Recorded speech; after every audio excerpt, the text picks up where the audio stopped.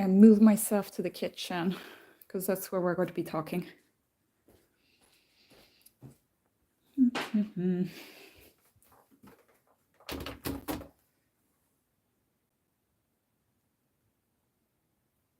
There we go. Okay.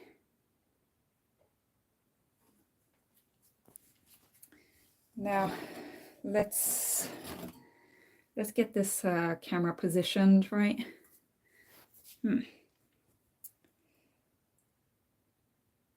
Here we go. Okay, we were going to talk about radishes.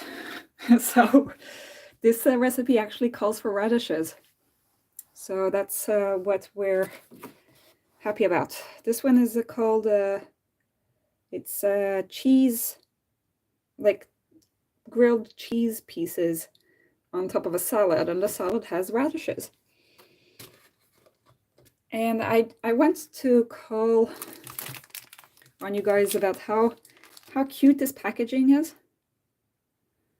It actually looks like a radish, the actual packaging. So yeah, it has radish in every language pretty much. Radis, radishen, rabano, radi, retisi. Hello, sic parvis magna and solatium. Good evening, or good day to whoever is not in the evening. But I know that you guys are not in the evening. Findic terp. So these are the radishes. I have shallot. Yes, well, sic parvis magna is in France, so it's the same time zone. Yes, exactly. 8 p.m. It's 8 p.m. here too. We've got this vitlöksflörter, but it's actually like garlic mix with stuff. We've got salad leaves, like spinach leaves kind of. And we've got potatoes, a sad lemon that is kind of hard and dirty, but okay. Mustard, but I don't really like mustard that much, but I'll put some of it, not too much, because my stomach doesn't like it. And we've got dill. And we've got the panko. So this time I'm going to do it right. Last time I did not do it right. Last time I messed up my chicken. So the rules of the game basically are that I am using HelloFresh to learn how to cook. I don't know how to cook, but I'm learning. So I don't know if I can say that anymore, that I don't know how to cook. But I'm learning, and I'm doing 3 recipes a week this week. Next week I'm taking a pause, and maybe I'll start again the week after. But it gives me a lot to do each recipe. So let's turn this. This says that it's supposed to be 25-30 minutes, but we know that that's not going to be the case. Okay. So the first thing to do is to cook potatoes, and then to make everything into little pieces.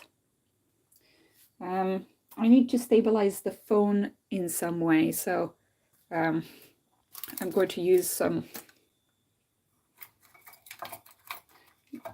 My kitchen is a mess, but I'd rather you guys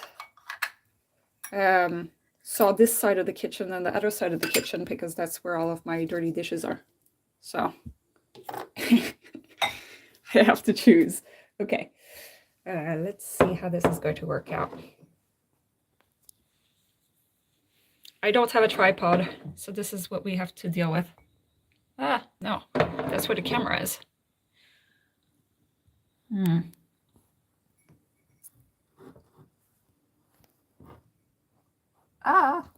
Okay, you guys are not stable at all in this position, but here, I think that you guys can see, except that you can see a bit of the edge of the glass, but there.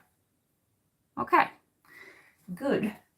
Now let me find my cutting board. Am I missing things in the chat? Good spot. Okay, thank you, 6. It'll take me 10,000 years to figure out Sick Parvis Magna's name, but I do like the name, so I will continue using it, if that's okay with you. Okay. We'll start with the potatoes.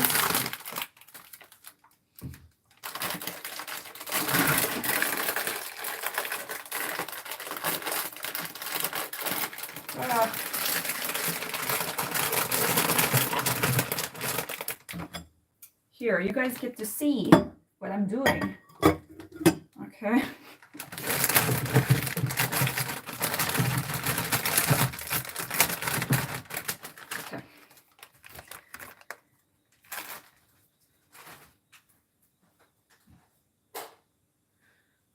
Okay, it's cold over here, so that's why I have to walk around with this blanket on. I almost fell on the ice yesterday. Well, I fell on the ice yesterday and I almost fell today. And I don't know, something happened with my hip, so it hurts when I do certain movements. But I think I'm okay. Okay, this potato seems kind of sad, but yeah, let me find my knife. Here's my knife. I mean, the problem with cooking is that you have to do a lot of cleaning afterwards. Maybe I should wash these potatoes before I do anything, actually. Sorry, guys. You'll be hearing the sound of the tap that's right next to you guys.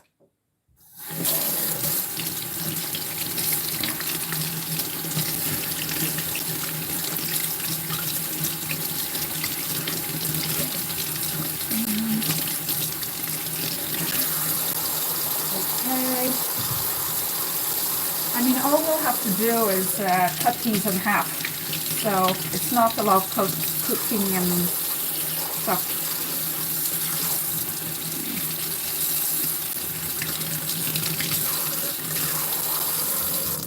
Okay, there's a lot of potatoes.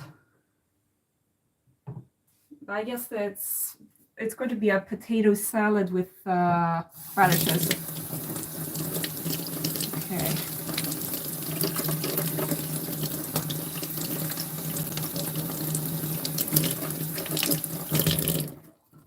All right, there we go, all the potatoes. So it says, let's, everything is just falling all over the place. And the rule is that if things fall, I should put more seasoning, whatever seasoning I have. So I forget who it was. Was it Silesium who decided that, or was it somebody else? I forget. Okay, so this is just cut them in halves, no peeling, no anything, which is great for me because I hate peeling potatoes. Okay. I'm looking at this at the same time what we're going to do. So we need to cook the water, and that's going to take some time because I don't want things to start burning, so I'm not going to be putting it at the highest level. Well, I will at the beginning, I think, but I'm kind of concerned that they just want me to cut them in half and not in smaller pieces. Like, do they expect me? I think I'll have to take out my larger pot rather than my little pot. Oh, okay. Let's see where my slightly larger pot is. The only problem is that I don't have a... I think I need to give it a low wash as well. It's a traditional pot that I bought at a secondhand store. It's actually pretty cute. Okay. we are. It's kind of a floral pattern on it, so that's nice. Okay, we put that over there, and I fill this with water.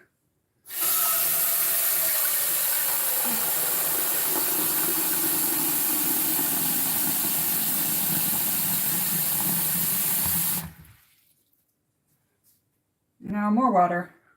We need all I don't know how well fits all of those potatoes in there. Okay.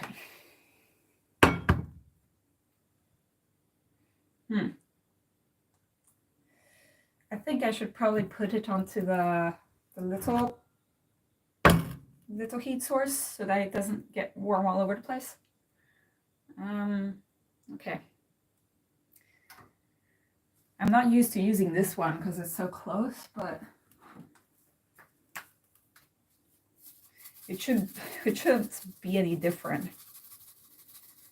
Okay, there, all the salt. Right. So let's make sure that it starts cooking a little bit before we get to putting that in there. And let me check the computer. Where you guys reside. Oh, my computer went to sleep. That's what happens when I don't check it.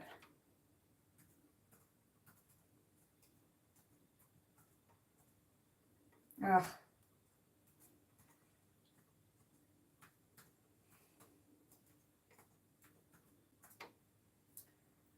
Okay, what's going on?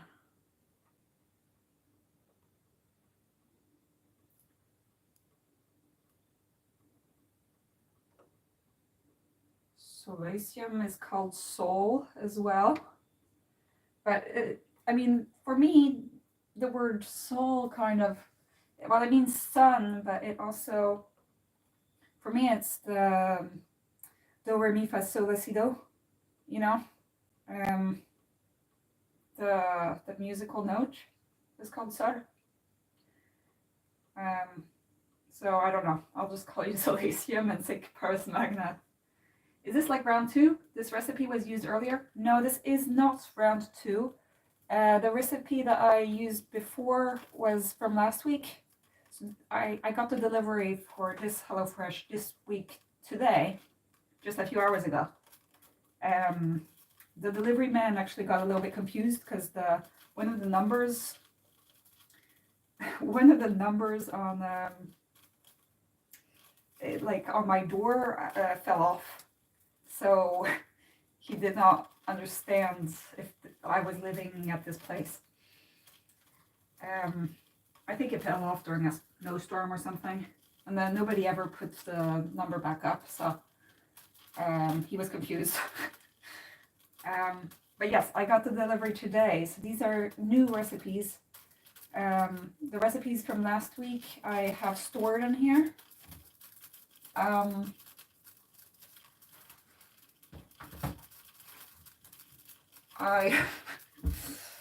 I need to sit down. I've done the chicken. What's it called? The Cajun chicken. And I messed up the panko, and I mixed the panko with the egg, and the spices with the egg. So the frying part didn't really work out that well, but the chicken was good anyway because I cooked it through. But the fried part was supposed to be more spicy, but none of the spices stuck to the chicken, so it wasn't very spicy like I thought it would be. But it was very good. I mean, I liked it. It was just that it wasn't spicy. So this time I'm going to do the panko on the grilled cheese. Oh, I haven't taken out the grilled cheese, which is in the fridge. It's just some unspecific grilled cheese, and I think it's supposed to be like based on halloumi cheese, but it's not halloumi cheese. So that's what it's going to be. So this is a vegetarian recipe. Not vegan, but vegetarian. because it's going to be like a potato salad with salad and the potatoes and the radishes. And then the main thing is going to be the grilled cheese, which are going to be fried. So that is the point. But I realized that I need to know a little bit what's going to happen, because otherwise I make mistakes. But if I look too far, then I don't know what I'm doing. So it's like I have to be a little bit careful about all that. Okay, well the bubbles are starting to appear on the surface, so we're going to put the potatoes in. And it's going to splash, so I don't know how people usually do this. Ah! Okay, I just need to stay kind of far away. This is a... Okay. Ay, ay, ay.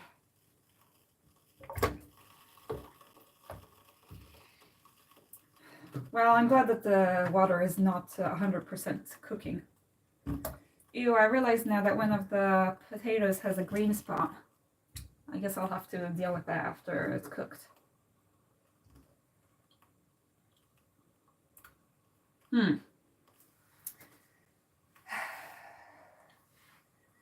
Archimedes' law, the water starts rising, so that's not good. I did not think of that.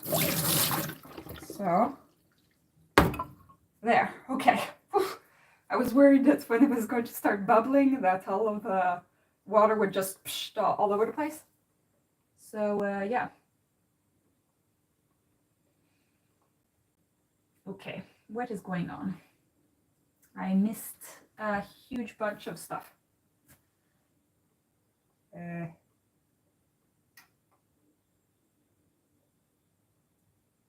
I think there was a video of potatoes and chicken before. Yes.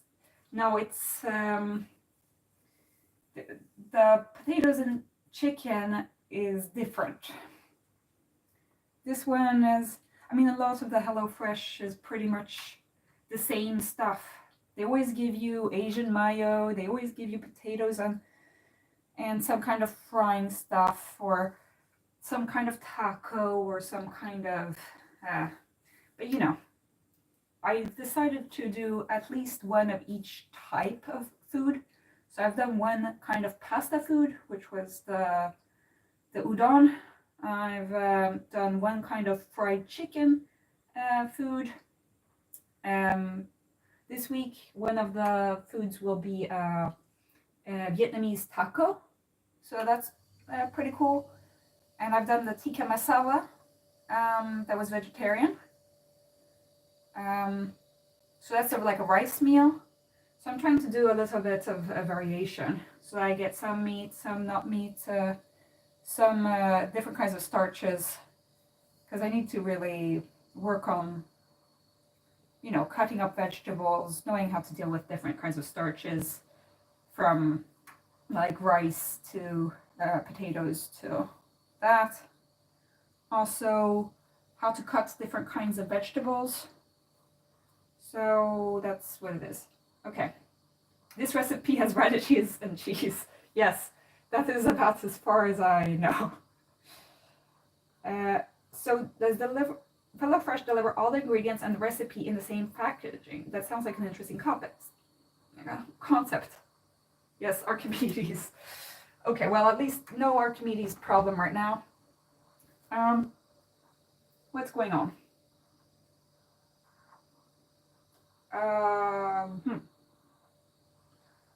Well, I guess that while this is cooking, oh, I should put this on. Okay.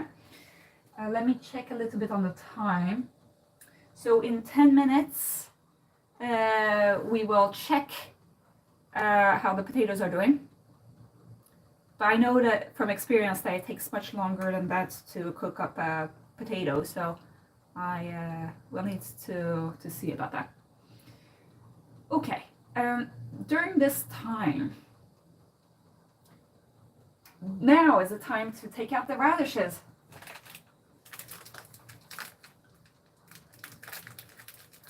So this was what I've been waiting for.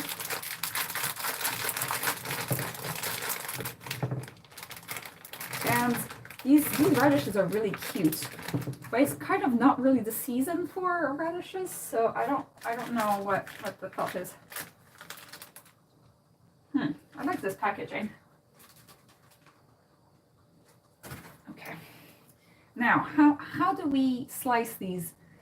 I guess that you take off the green thingy, boop, and that we can keep, but the green thing needs to be cut off pretty much. And because we don't want to eat the green thing. It's not the root, it's because I mean the whole radish is the root. The place where the leaves start. The grassroots. The grassroots movement of radishes. Okay.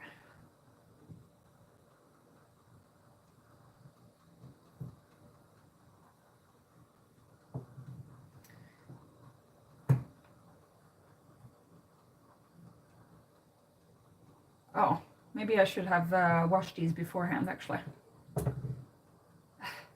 I want to take off the green parts first, so I can throw them out and then wash the radishes. Okay, I don't know. I mean, at least these things have not been like washed 10,000 times, so you know that they're a little bit. They're conscious of having things a little bit organic. Like it's not all the pesticides and stuff, but I have to say some of the vegetables are really in a bad shape.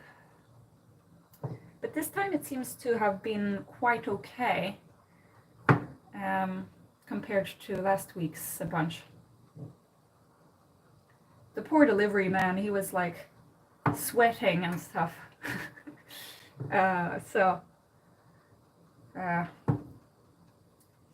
I mean, today I almost fell and died. I mean, it was so slippery, and it was like the ice was so hard and cracking that my feet had to bend into different shapes to just get by.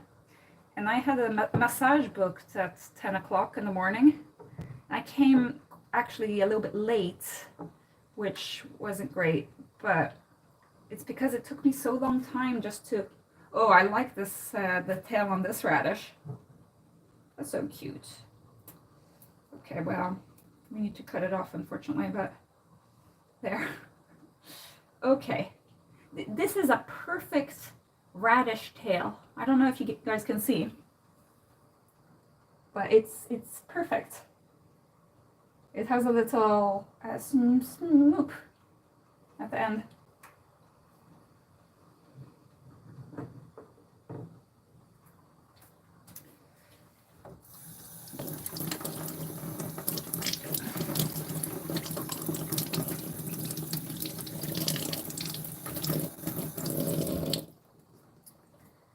Okay, this is ecological trash. Maybe I should change my channel name to ecological trash or something. The trash of the radish. Okay.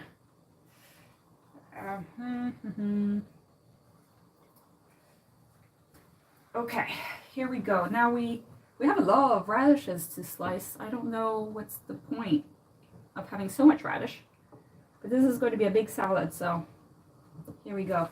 Where's my little knife?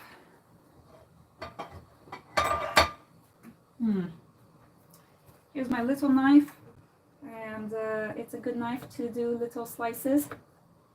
And I don't know how much radish like you can actually put in a salad. Like it would seem like something a little bit spicy to put in a salad,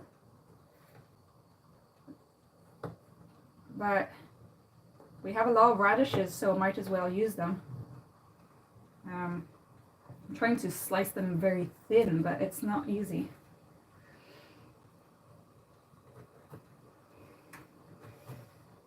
Radish, radish, radish. radish. So this is the radishraven. I don't know if the mascot of this channel would be a radish or if it would be a raven.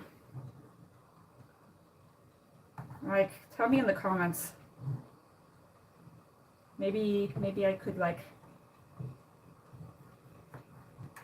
draw mascots for this channel or something. I don't know how to draw either radishes or ravens. I think that radishes are easier to draw, but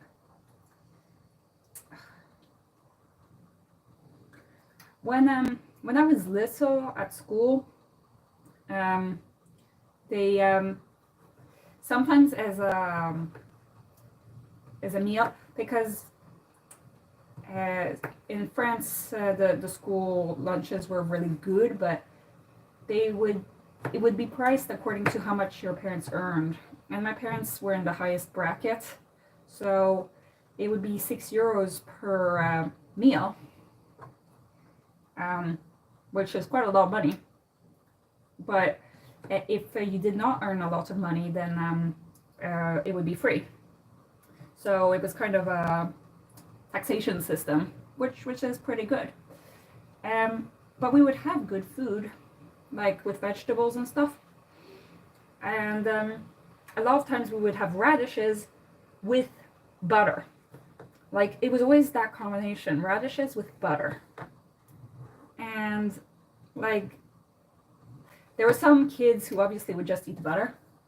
Like, they'd hide their radishes under the table. And but I liked radishes. And especially the combination with the butter was pretty good. And it was also a chance for us to actually eat butter, because it wasn't something that we were like that used to have. So I think that was pretty good of them that they gave us radishes to eat. But it was kind of like, it was just radishes. It wasn't a salad. It was just radishes. Yum, yum, yum. I really like radishes. So I am glad for French school to make me like radishes from an early age. Because that was so exciting when we would have radishes for our first course. Like, we'd have a first course. It was pretty good.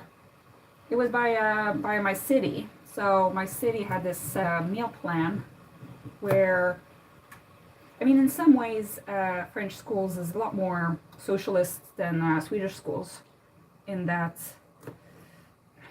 like everything is according to how much the parents earn. So like my school activities and everything, we had to pay full price for my extracurricular activities. But poor children could go to these for free. But we had a first course, and then we had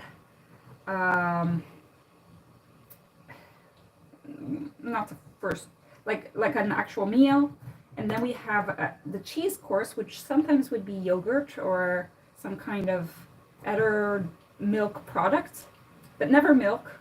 Always just the milk product, but never milk. Often it would be a cheese, and then the dessert. And the most exciting dessert to get was ice cream, and those little pots that they used to make. So that was really exciting. Okay, I don't know how much radish they really need me to make, but I'll make all of the radish, and and hopefully I have time to do the rest of the vegetables, because I think that the potatoes are going to be done soon, I guess. Okay, these should be thrown out in the organic pile. The organic pile. The organic refuse. I'm missing a lot here. Oh no, I'm missing so much. Okay.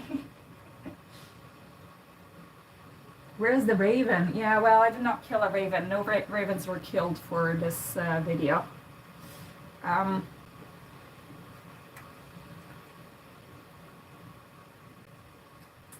I'm sorry that you were sweating, sick Parvis Magna.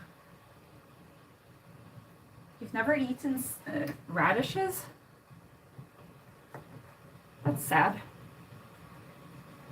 But yes, they're often in a salad. And often they're not like eaten on their own because they're kind of strong, you know? But I remember, like, I was so excited when that would be, because they would have these combinations. Like, they would always have, for the main meal, they would sometimes have spinach, and they would always have eggs with spinach. It was never anything else with spinach. It was like this kind of meal packet, I guess, that they would always have. And I really liked it. I was not a picky eater. I would eat everything. And I don't know if it was just because I was terrified of, like, trouble. I did not want to be in trouble. But in general, I liked the food that was being served. What I did not like was when we had pâté, which is like, I don't even know what pâté is in English. It would be like a kind of meat terrine thing, baked in some kind of bread thing. And I would only eat the bread part, but I would not eat the gelatinous meat inside because I thought, like, I was going to throw up. So I did not like that. What else did I not like? I did not like flan. They would have these little yogurts that were called flamby. And everybody loved flamby except for me, and that was sad for me because I really wanted to like it because it was a dessert. And at the bottom they would have caramel, but they would be like watery caramel, and I would gag on that so hard. So I did not look forward to those days. Okay, let me check if the potatoes, no, the potatoes are in no way ready. Okay. Oh, it's cold, it's cold, it's cold. Okay.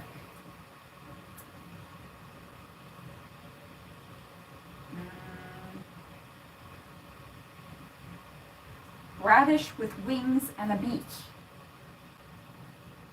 That would be pretty cool.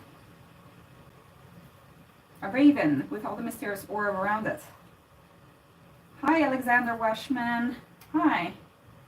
As the cantine. You were at a conference about the legislation in modern Japan in the Meiji era and how it influenced by Western legislation, especially from France. Oh yeah, there's a movie about that.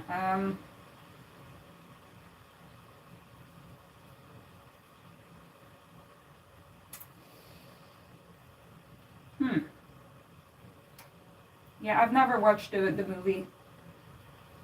I think that there's a cafe in my hometown with that name, or there was one, because it was kind of tongue-in-cheek, like, oh, we're in France and we have a French connection.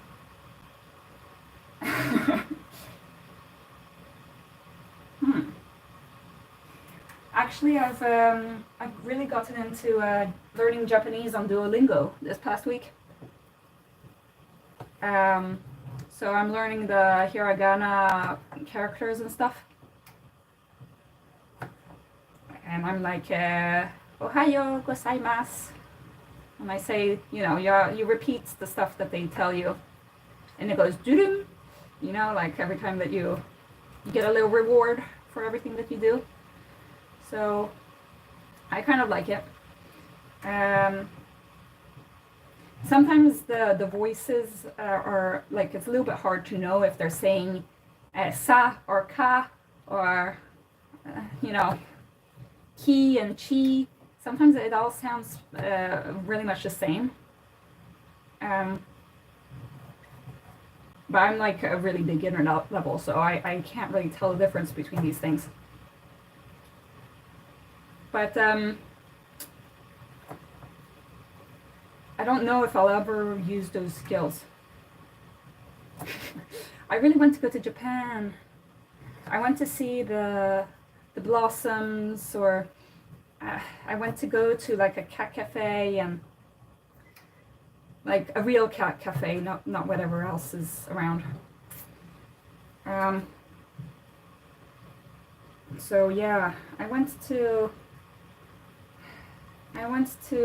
live, like, see the places like how Studio Ghibli saw it. I mean, obviously it's a romanticized view of Japan,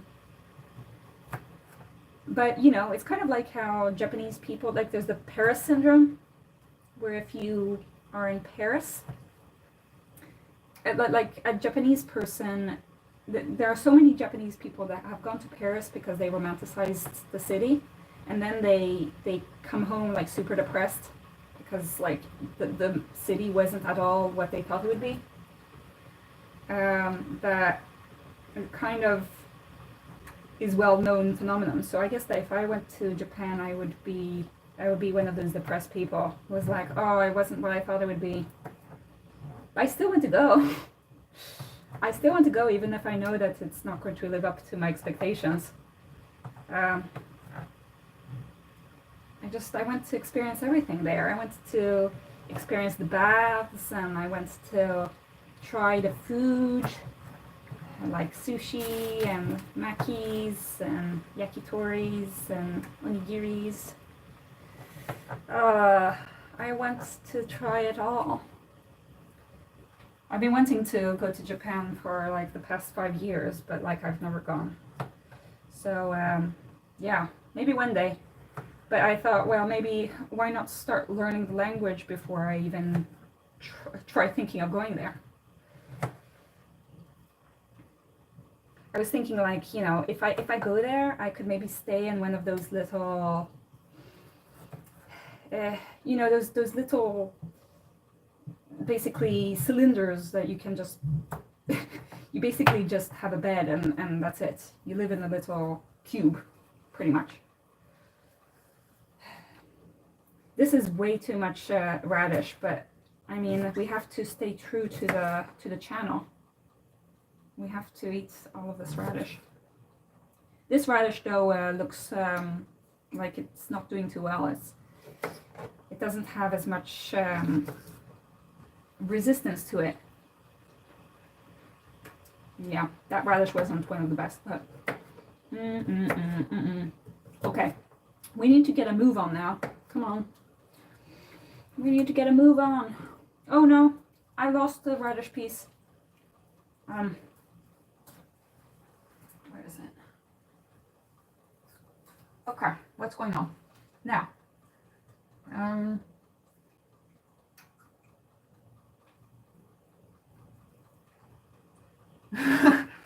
Yeah, if I went to Japan, I wouldn't want to go back to Sweden. I'd just be like stuck there forever. Okay, now what is going on? Now we do the shallot. And I don't know how to do a shallot onion. I mean, I guess that we take off this hard bit. I've never actually done this. So this is a little bit of a weird experience, but I guess that you're supposed to take off this thin layer of whatever that is. Okay. What's weird with shallot onions is that, I don't know if they're called shallots in English, probably, is that they're not round. So how are you supposed to know what to do with them? Like,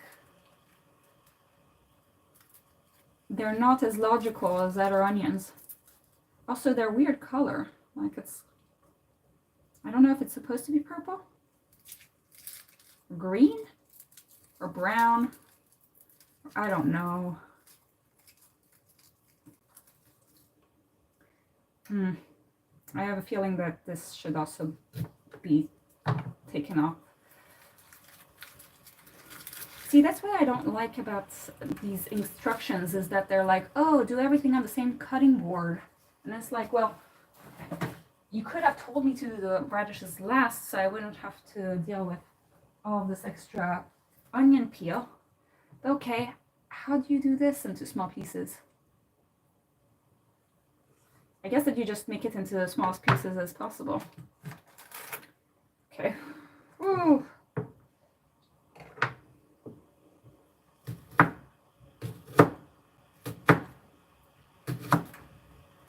This is really weird. Like there are two cloves inside one. It's like having two onions at the same time inside here. Whoa. This is weird. Okay. How do you even cut this? I don't know. I really don't know, but okay. I guess that the smaller pieces you do, the better. I mean, that's usually how these sorts of things tend to go, and if they want you to actually have bigger pieces, then that's just your luck, you know. That's good. That's they ask for bigger pieces. But otherwise, I guess that just okay. Let's try to do this the right way.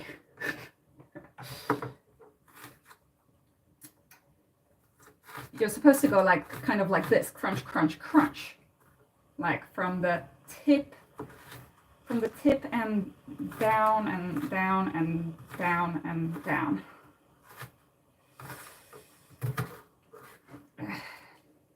I mean, this is very uneven cutting. Also, this is kind of the skin, actually. Okay, good enough. That's good enough. Let's clean that off. Okay, that was that. Then they just want you to just cut this in half, so that's what we're going to do. Oh, it smells like lemon. Oh, it wasn't that bad inside. Okay. Well, I'm glad that thing smelled like lemon, because everything was smelling like onion. Actually, my eyes are stinging a little bit from that. Okay. Whoa. Okay. Then they want you to do the dill and the spinach. But like, how do they want me to do everything in one on one thing? Ugh. Okay. Let's check on the potatoes, because I think that I don't know how they're supposed to be.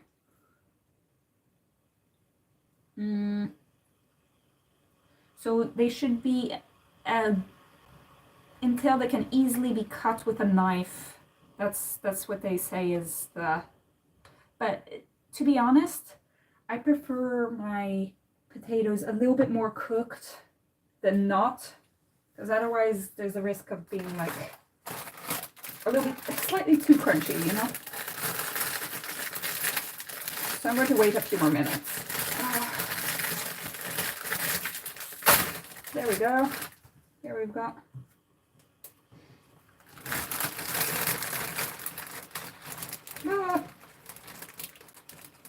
Okay, this was not a good idea. This was way too much salad.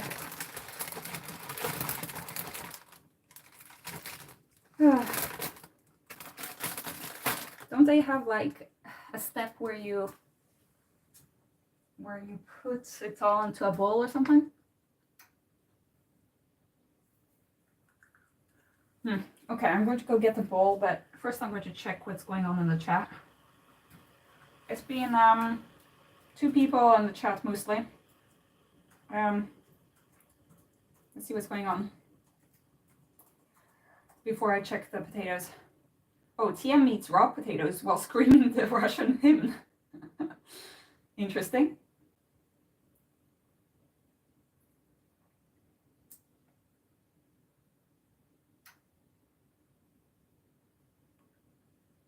Yeah, my brother learns Japanese from manga and from anime. But I don't really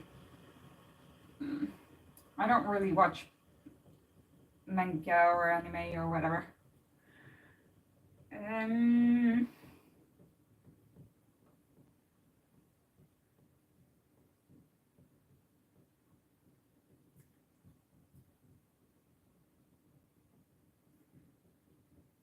Okay, so we're talking about different cultures and how we get into different cultures.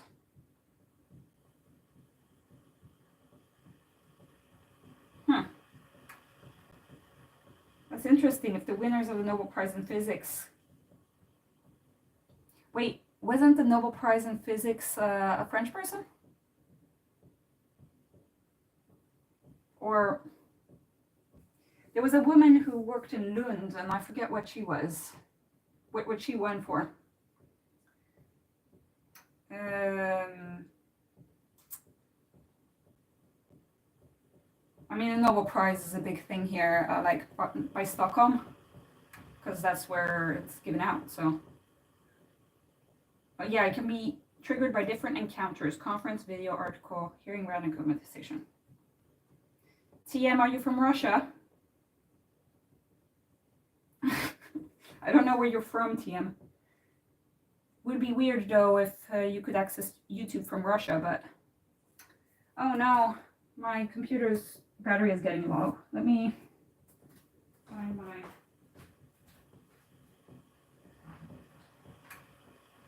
Oh.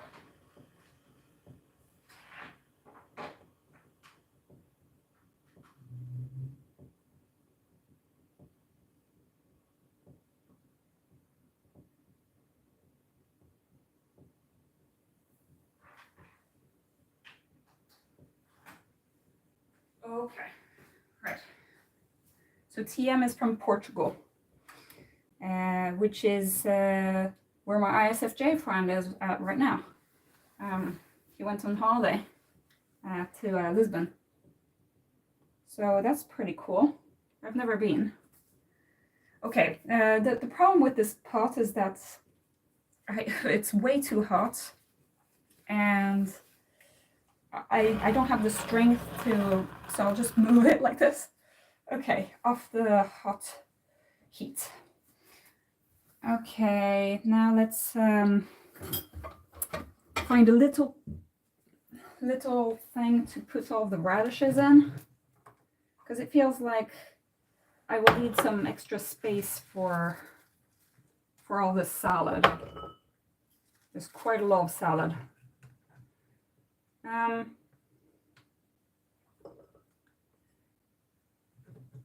Let's see. I should have thought about this before I started messing things up. All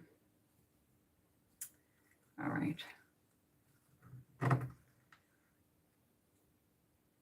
Because we want the radishes to be like in nice slices like this, but the salad and the dill should be like smashed all over, pretty much, just like mashed into a big pile, like the shallot. I really don't know how much salad and how much of each thing you want, because this is supposed to be like 2 meals. I don't know how much dill, like, I don't know. Let's start off with half of it and then see how much we actually need.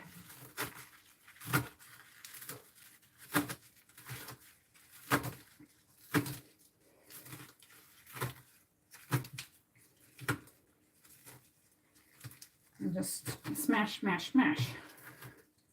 That's the sort of thing I like doing. I like smashing things. Okay. Not. But sometimes it's a little bit therapeutic to just cut things. Okay. And it says, yes, okay, we've done that. And then it's taking care of the grilled cheese, because the cheese is the main part of this course, basically.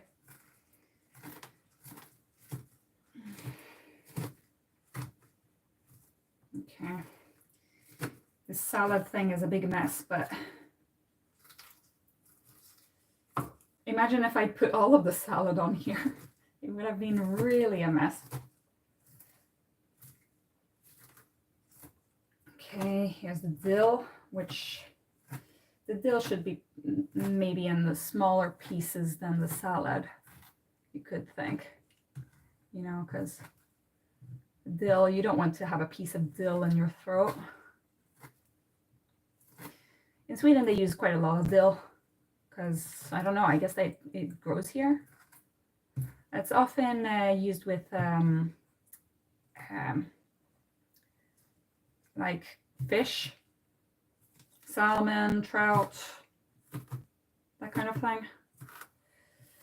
And my wrist actually kind of hurts because I fell on it yesterday, which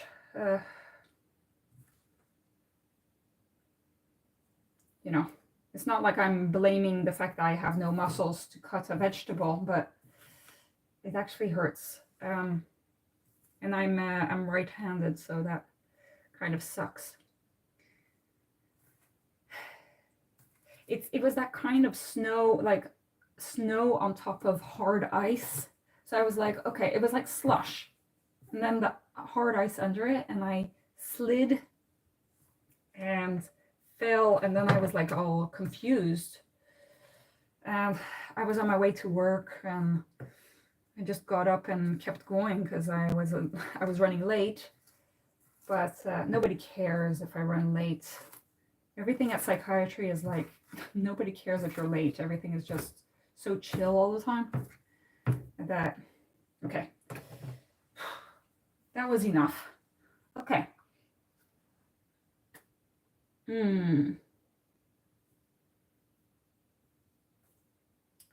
Let's put all of that salad to the side and deal with that later. I can always add more salad if I need to. But let's deal with that later. Let's open the cheese.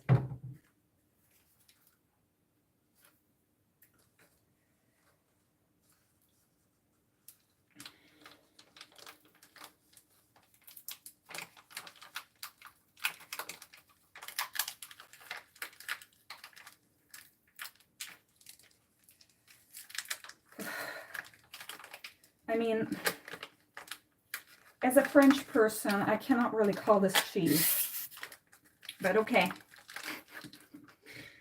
This is what Swedish people eat. So they're like, wow, so sophisticated because they're eating halloumi. Not to diss on people who like halloumi, but it's like, have you ever had a good camembert or brie or cheese or something? Okay, what do they want me to do?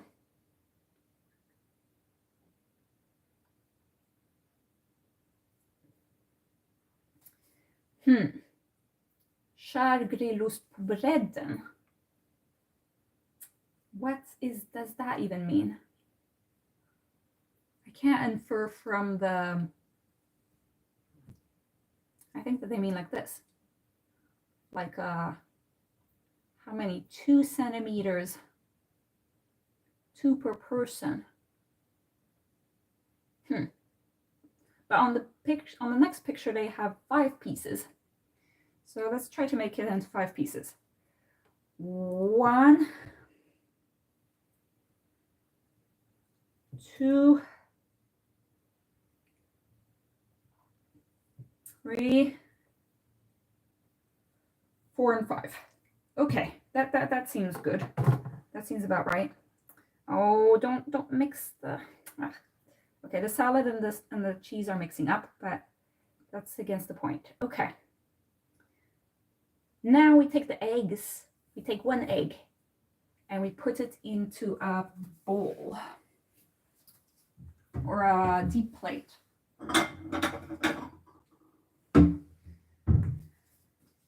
I'm determined to get this right now. So here we go.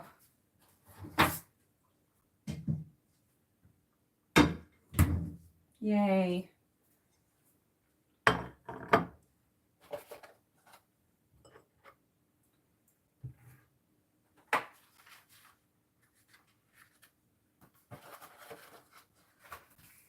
Okay, there's the egg. Ah, no.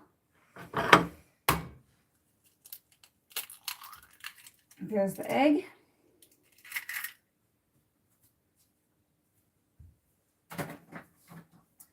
And a fork. And we just make this into a thing.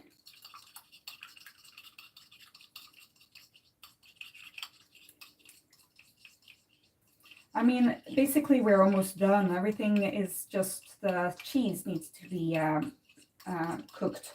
And then we need to do put all the ingredients together into the salad. So I'll have some time to actually check the messages in the computer box. Okay, there's that. Now, and then we need to have another one that has the panko. I mean, the amount of dishes I have to wash after this is dumb, but okay. That was the egg.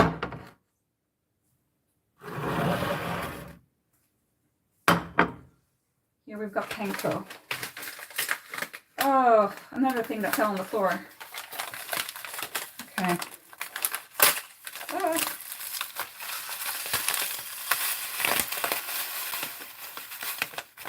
Okay, you're not seeing what I'm doing. I'm just putting the panko into a bowl, because then I put the other spices into this.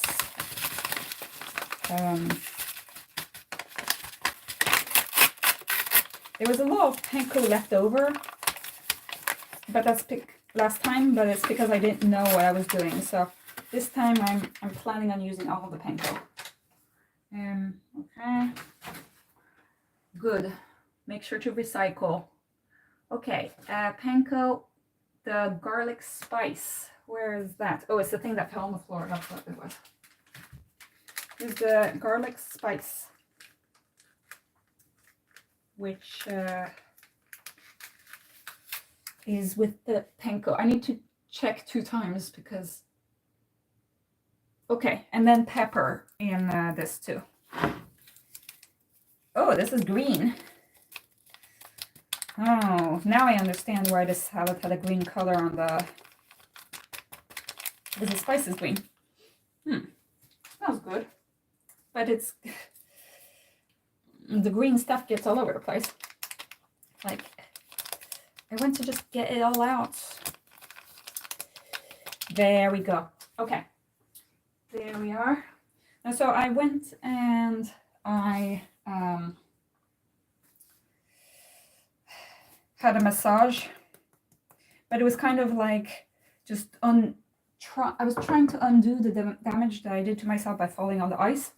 But I ended up basically just feeling worse after the massage, which was disappointing because now not only my hips hurt, but also my shoulders hurt. And my everything hurts. So there's that. Okay. Okay, wait, you were supposed to use 3 different bowls? This is way too much investment. Okay, what do they want me to put in the last one? Flour. Only 2 teaspoons? That's all? I think I must have miscalculated a little bit here.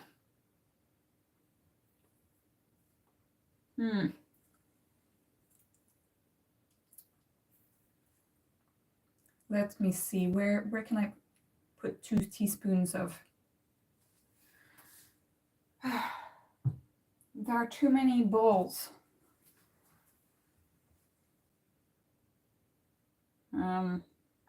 Okay.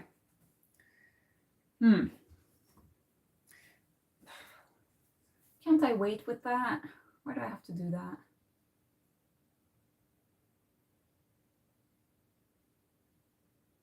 Okay, I need to take a pause because I'm like, my brain is not really working. So let me go back to the computer.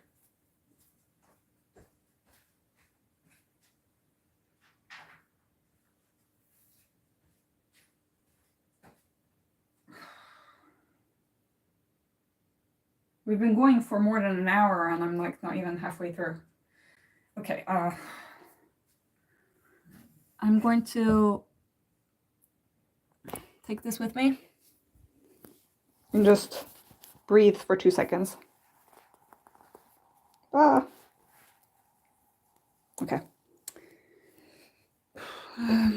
Let's move ourselves so I can breathe for 2 seconds because nothing is cooking right now.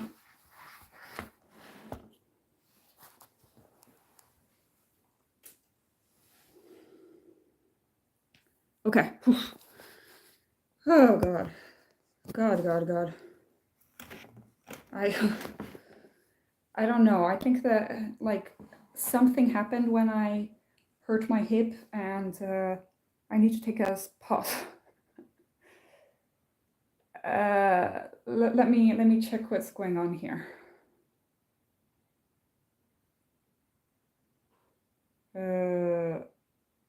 You guys are having a fun time.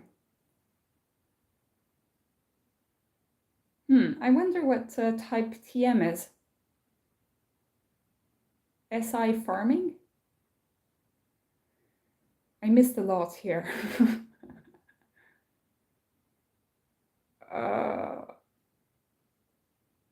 Anne L'Huillier, yes.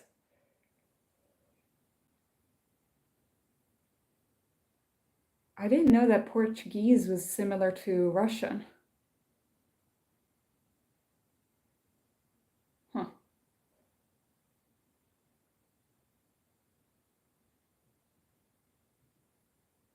Wait, Silesium, are you in Sweden? Where's the Nordics? You'll probably explain it later on, so let me see. Oh, I get the answers to everything in the chats later on. I'm also ISFJ, but I am stuck in my inferior function. That explains why I can't sit down and read a book. I have to continuously consume content online. Consume is also my first animal in OPS. I do not like OPS. The burst, consume stuff. Like, not good. Oh, hello, Supercat. You're witnessing me like taking a break from all of the cooking because I can't deal with it anymore. And my back and my hip is hurting because I fell on the ice yesterday and I didn't think it was this bad, but I had a massage this morning, but it just made things worse. So I don't know. Okay, wait. Oh, Alexander Washman is planning on going to Portugal. That's cool.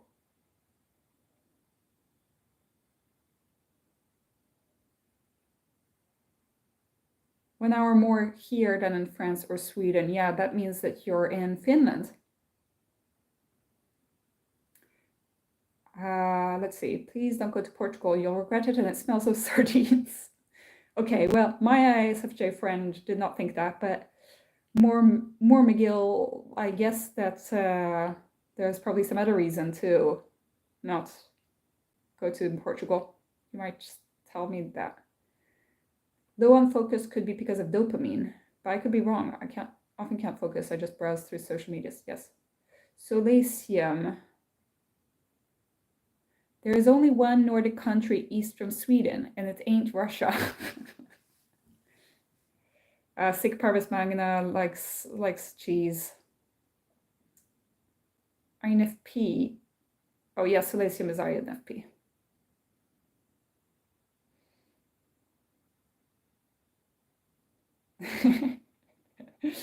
Sic Parvis Magna does not know his Finland geography.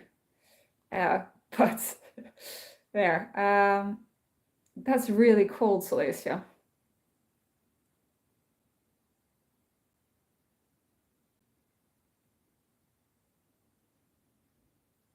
Yeah, you miss. I'm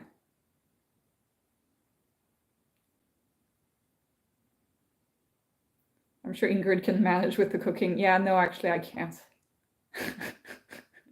I can't. Well, I'm glad that you guys are having fun in the chat because I'm tired.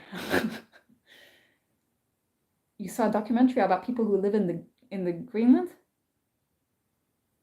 Actually, I saw a documentary about people who live in Greenland when I was in France at Christmas, so maybe it was the same documentary. Rendezvous en terre inconnue. Yes, exactly. Like, you guys are answering all my questions. This is wonderful. Okay, I actually saw the same documentary as you did at Christmas.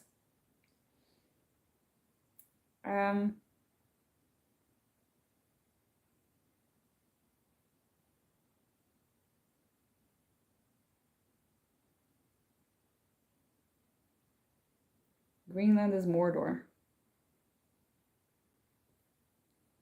Yes, it's similar to Alaska.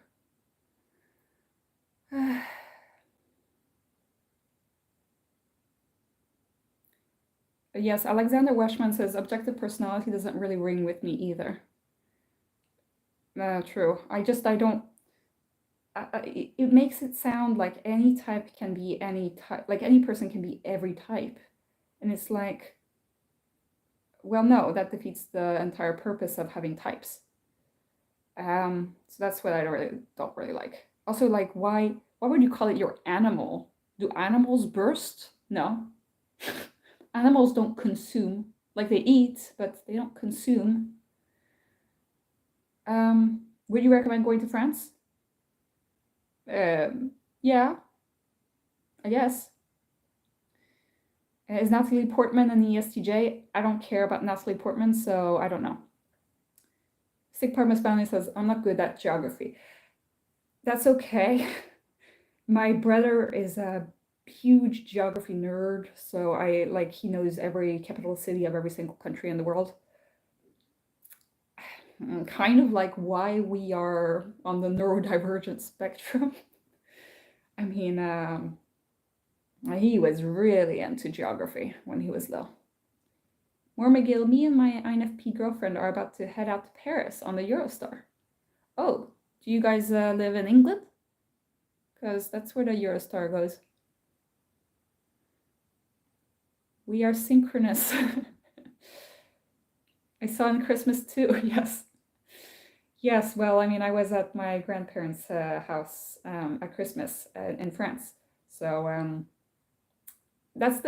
it's funnily enough, I tend to watch more French TV than Swedish TV in a year because I don't have a TV here in Sweden. I just watch YouTube and that's it. So I actually watch more French TV. So yeah, Supercat is also feeling exhausted.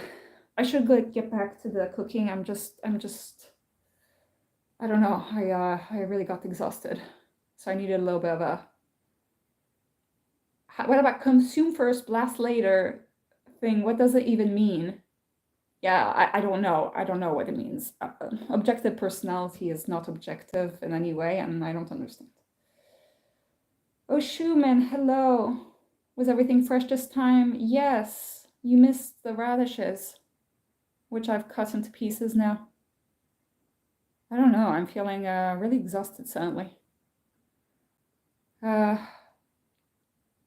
Yeah, your TV is in your sister's apartment. Well, it's like if you're going to be living alone, do you really need a TV if you have a computer? I don't know. Anyway, let me get back to the kitchen because I really should be doing the cheese, which is the main thing out of this. I mean, I've been going for 1 hour and 20 minutes and I'm still only halfway through the food. So yeah. I'm going to just plug in the computer. And you guys can check in the chat. and write to each other. You guys are good at entertaining each other there. Yeah, cooking can be tedious. It really is. It really is. And that was me just after cooking.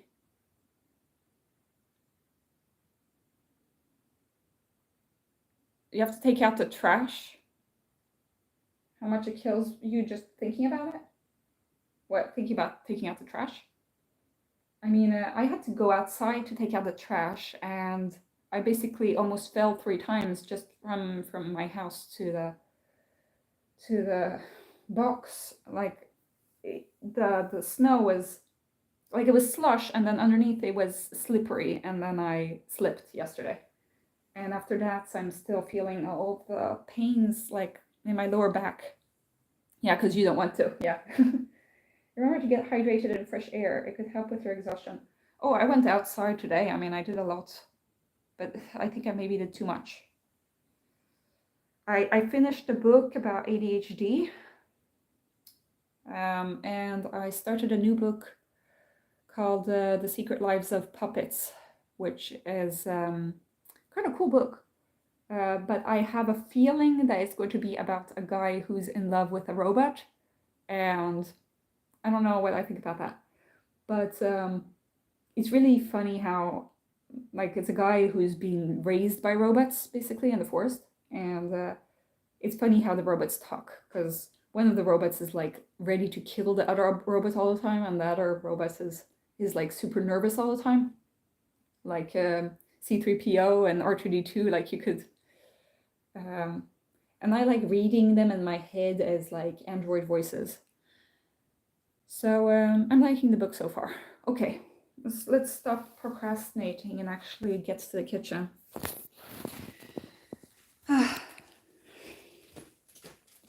Okay. Here we are. There are 2 things, but I needed to make a third where I was going to put the flour. And that's where I suddenly felt tired, because, like, 3, you can apply an ointment, yes. But you know, a problem in this town is that all of the pharmacies close after a certain time, and I don't have an ointment, so yeah. Living in a small town can be painful. Yeah, so many things can go wrong with the robot theme. Yes, but the thing is, on the back of the book, there was a little LGBT, like, heart logo, which means basically that's, like, what I think is going to happen is going to happen. That's the main character, who is a boy, is going to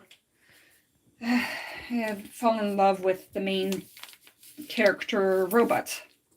That's basically the vibe I'm getting right now.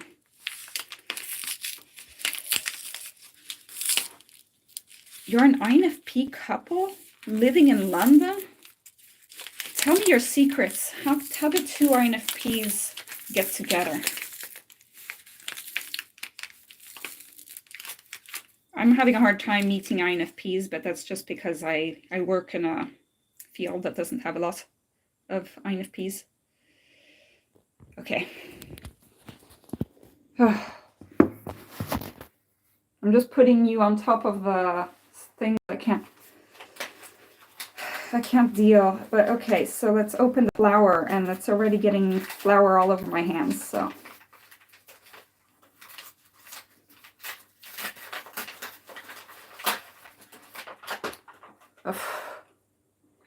I bought flour just for this. An INFP guide to Paris? Well, I haven't lived in Paris. I've only been there on, like, business trips, pretty much.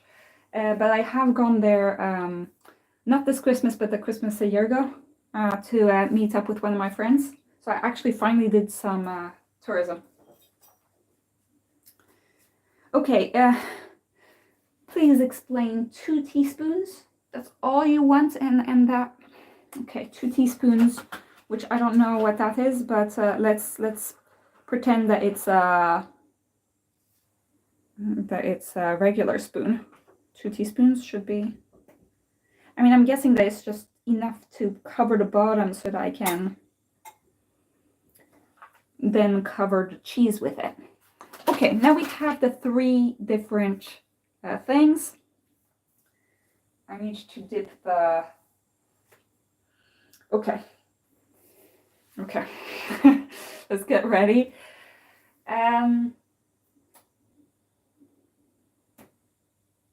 Put the grill first in the flour, then in the egg, and then in the panko. Okay. This looks like it's going to be a disaster. Okay. First in the... I need to read this 10 times.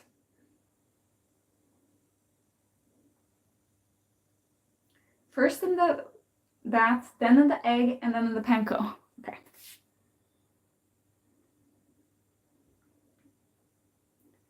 First in the flour. Oof. You don't want too much flour on there because it's... Okay, first in the flour. But it's really hard to get like the flour onto the cheese. Okay. First in the flour, then in the egg, and then in the panko. First in the flour, then in the egg. Ugh. Okay, and then in the panko. Panko and panko.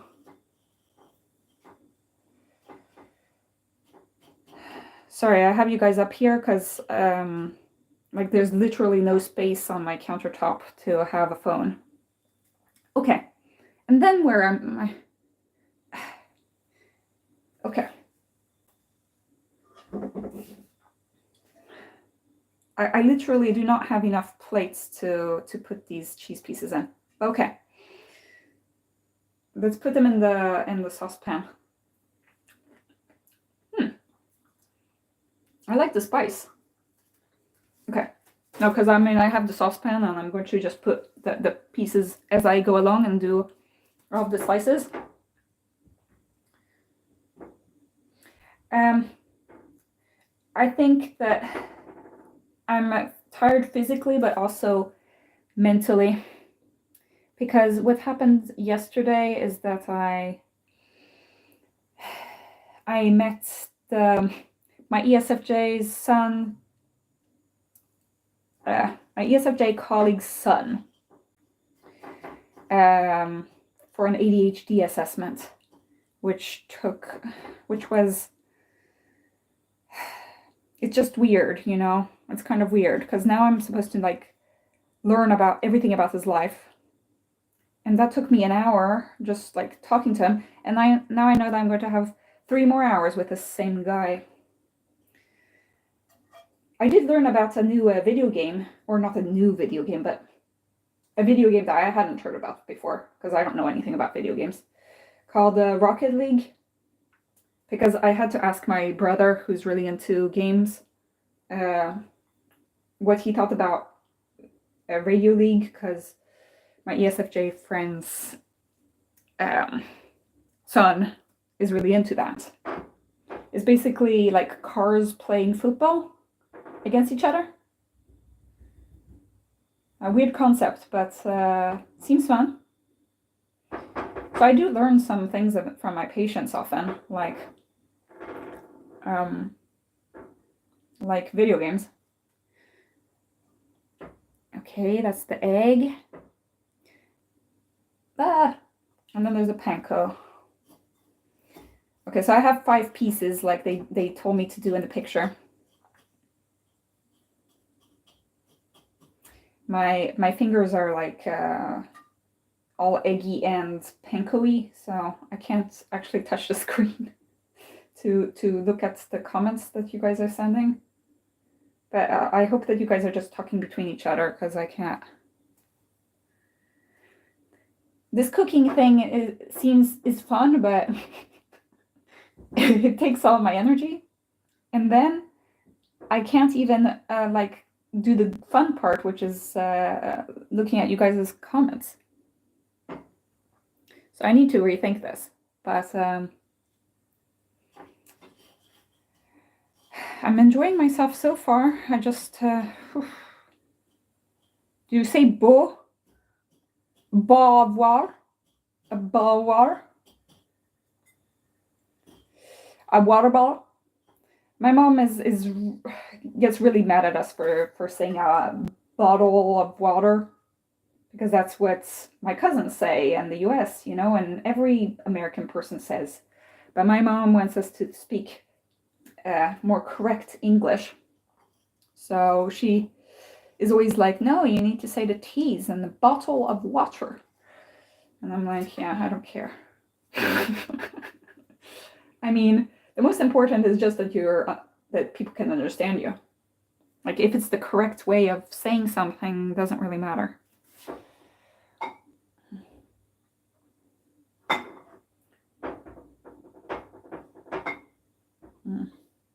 I feel like I should have put more flour, but like the flour doesn't really stick to the cheese. So how are you supposed to catch it?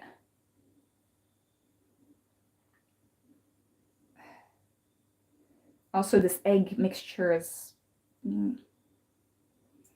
really gloopy. Okay.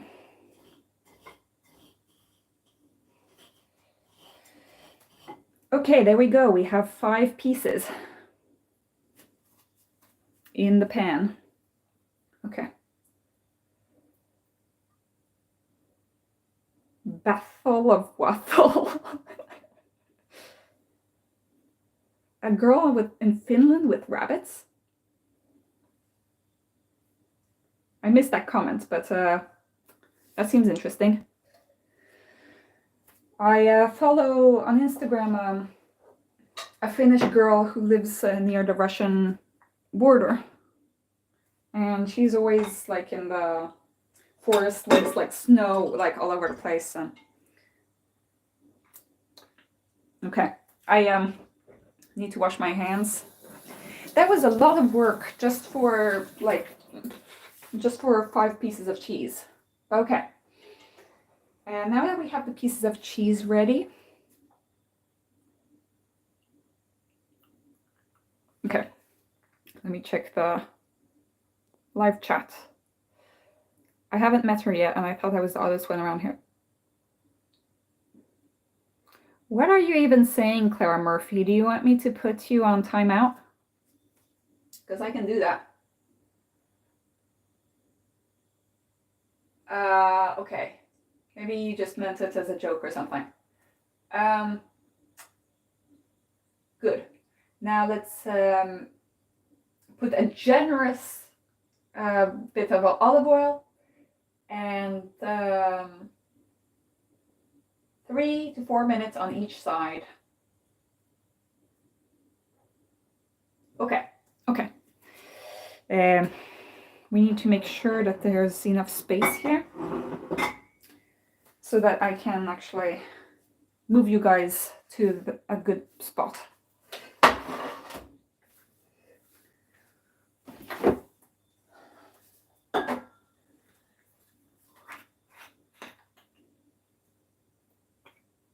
Olive oil. Lots of olive oil. Olive oil, olive oil, olive oil. Okay. Now let's finally put this to work. Good. Okay. Let me. Here we go. Lots of mess. This should be thrown out, but it's watery still. Okay. So there's the potatoes. There's this.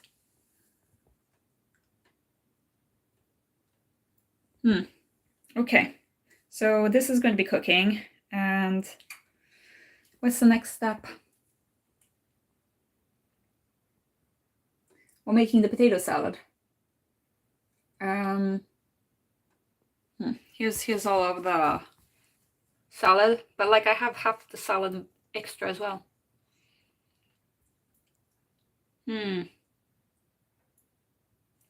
Let me check the chat. Swedish vodka.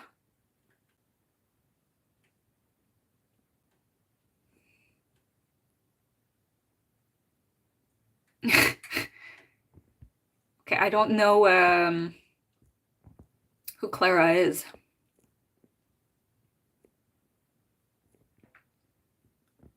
More McGill just drinks vodka, and Clara just wants people to drop their pants down.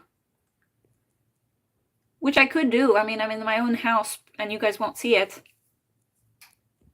Okay.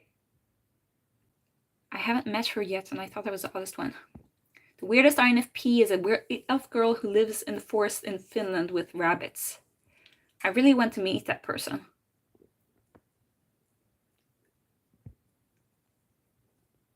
A ball of wa.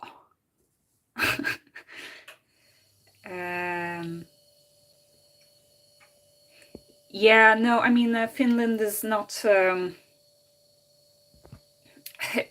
it's a weird country. Let me just say that.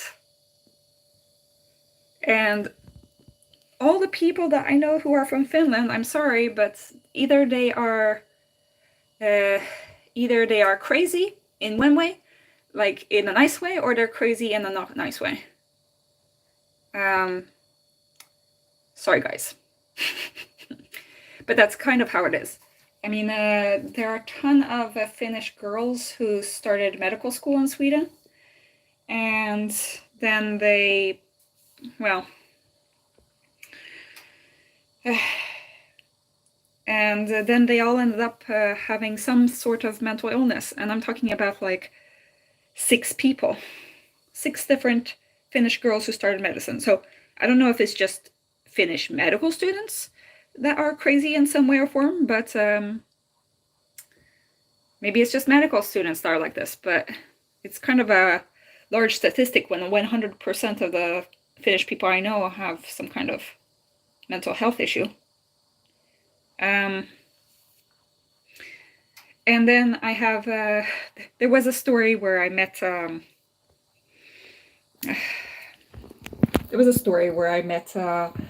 Finnish guy online, and he wanted me to send a picture of him of me first before he sent a picture of him, and so I was like, no, and he got really mad, and then he called to have a Skype call. Like, he found my Skype and was really crazy. So he was a stalker, basically. Not to say that Finnish people are crazy, but the ones I know are. I don't know any Finnish person who isn't. Maybe it's just that I don't understand culturally, but you know.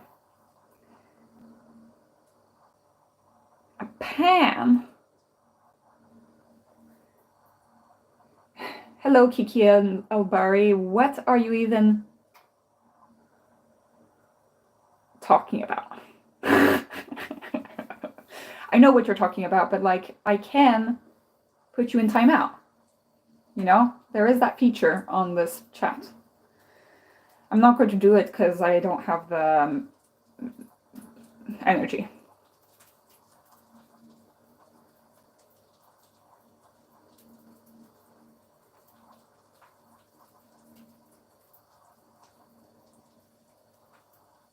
Food looks good. Yeah, you know, there are a lot of crazy people in the chat who are like, who don't care. Who are really crazy. So, right. You don't like what Radish is cooking, or where do you want her to drop a pan? Yes, Celestian, there is quite a lot of trauma. And a lot of Finnish people can't deal with their emotions unless they're drinking. Which, you know, is a problem. I once my ISFJ friend was really like friends with a lot of Finnish people, not just girls but also guys, and we had a Finnish party at his house, and I basically left after 3 drinks. Like, that was the most I was ready to drink. But I could leave my house, like I could leave his house, and I was fine with having 3 drinks. But like, I think that they were just starting, you know, and they made me try. Well, it was 3 drinks plus plus like licorice liquor, and I hate licorice, so I was like, I wanted to die because it smelled so terrible and it tasted so bad. Clara Murphy, don't make me go to my computer. Like, look what you're making me do. I'm going to go to my computer now.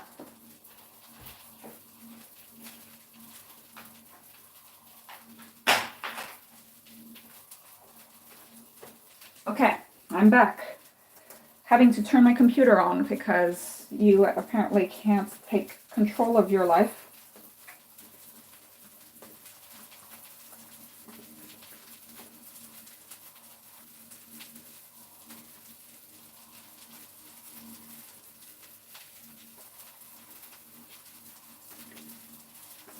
Okay, you are in timeout for 24 hours, Clara.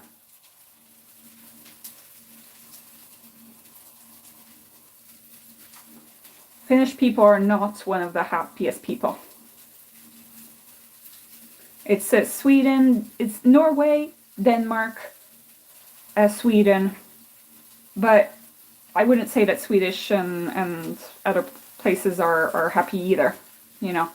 They have the highest suicide rates. I mean, Sweden has high suicide rates and antidepressant rates and stuff, so we can't really say who's the crazy country, who's the happiest country. I'm just saying that my experience with Finnish people is like they cannot take it easy without drinking. Like they're so... Like people complain that I'm like snobbish or stuck up or like I can't talk, like I need to loosen up. But I don't. And then they really don't.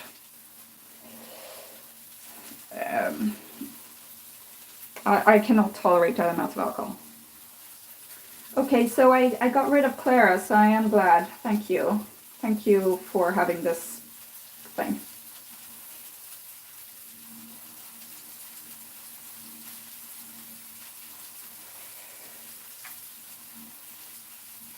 I think that there is some good aspects to Finnish culture, like the sauna and like the acceptance of natural beauty of like the surroundings and the people.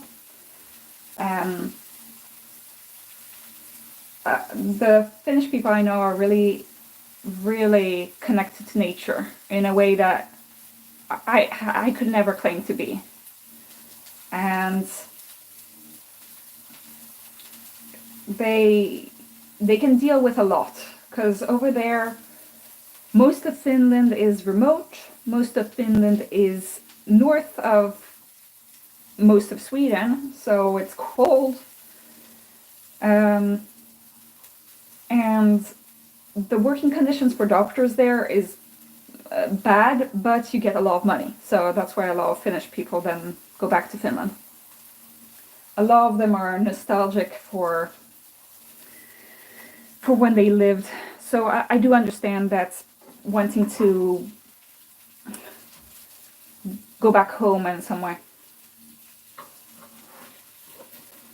Because I often get homesick, you know, for France. Like I want to go home, you know, but like what is my home anymore?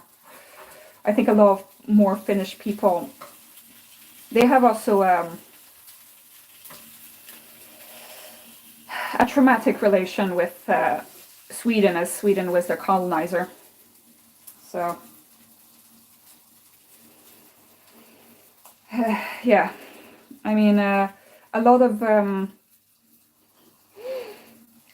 Finnish people, they are forced to learn Swedish in school, or at least they used to be. And you know, Swedish people aren't forced to learn Finnish in school. There's kind of an inequality there.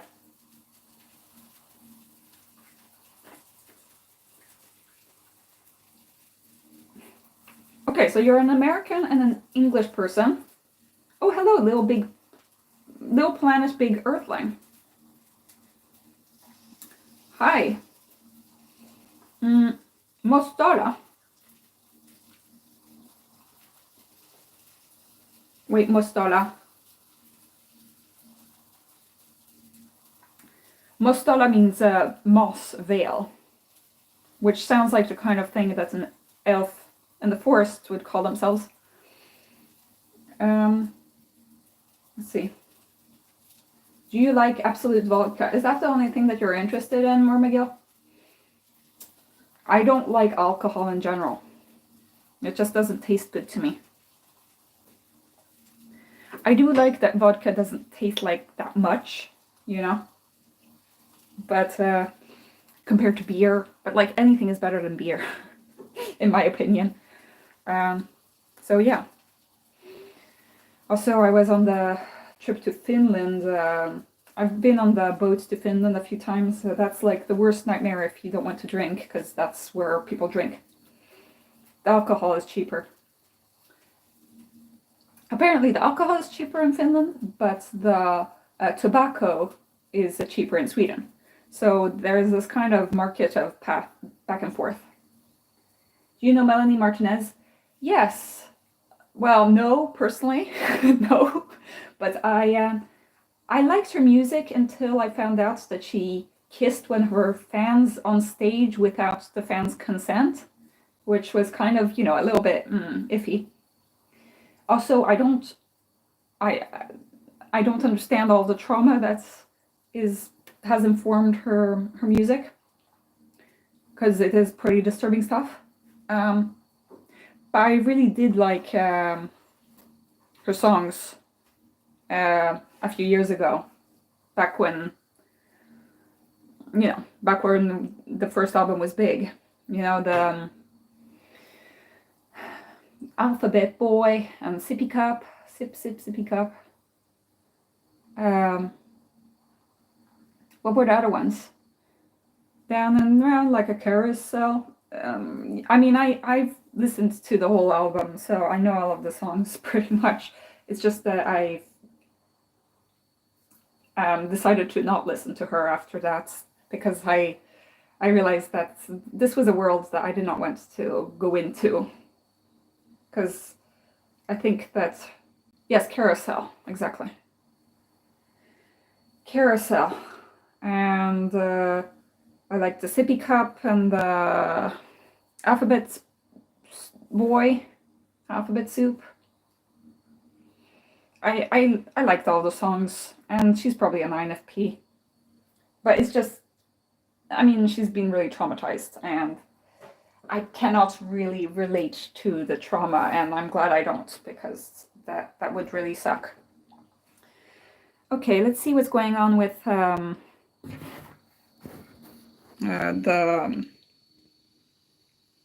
So this is Olivia Rodrigo. Yeah, I like Olivia Rodrigo. I don't know. Recently, I've just not been listening to a lot of music. It's weird, because I used to really be listening to my Spotify released every week and was really into it, everything. But I've been focusing on so many other things that listening to music has been less on my list of priorities. Olivia Rodrigo, yes, I do like her songs. But it's not like I'm one of her biggest fans, because I don't know much. Tom Odell, yes, I really do like his songs. But I forget always the names of his songs, even though I really like them. Maybe you can enlighten me on what songs.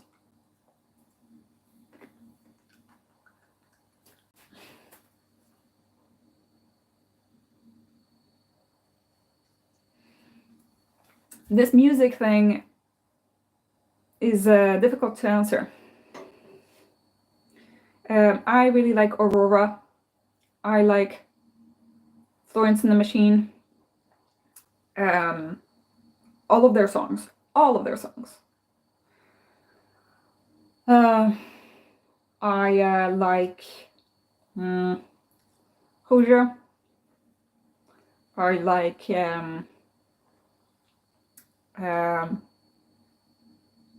Ellie Goulding. I like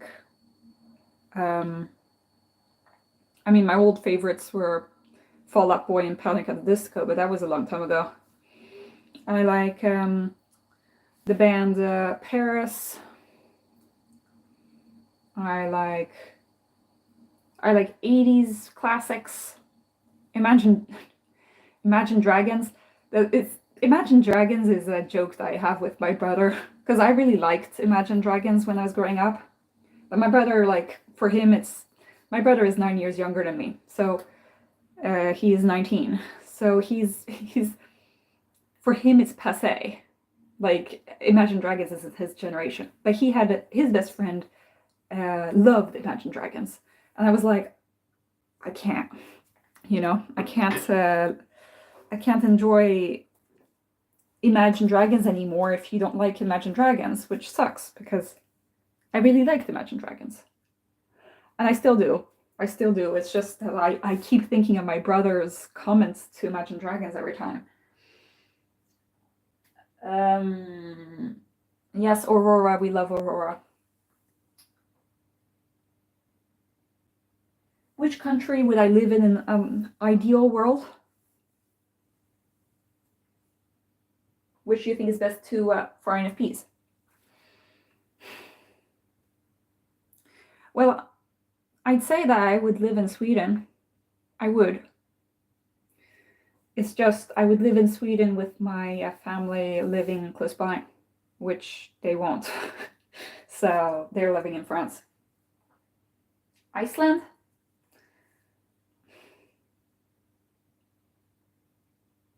Well, I like Björk, but I only like 3 songs from her, and that's it. Like, I like yoga, I like pagan poetry, and I like oh, I keep forgetting the one. The one where she keeps making things fall from a cliff. What's it called? Now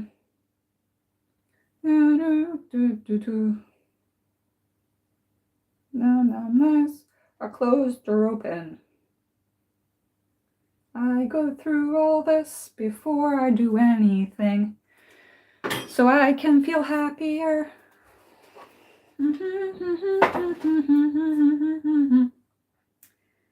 I go through all this. I don't know what that song is.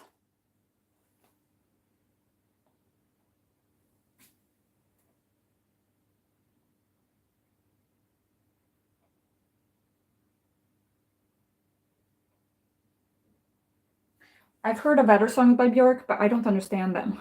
I'm sorry to say, I am not smart enough to understand them.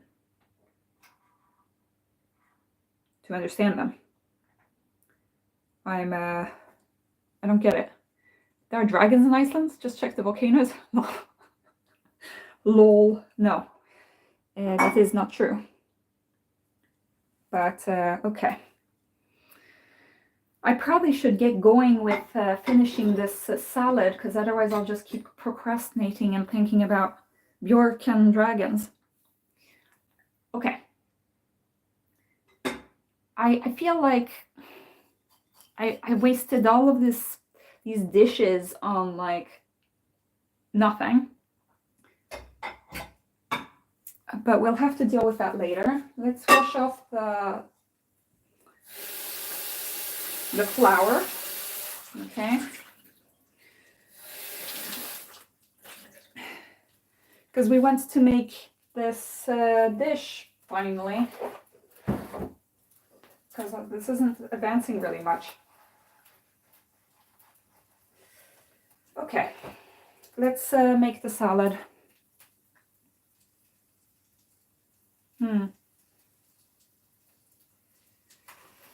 Okay, so put the potatoes. So let's get the potatoes out. Oh, there's the crème fraîche. The crème fraîche, like they say in Sweden. Which isn't the way that you say crème fraîche, but okay.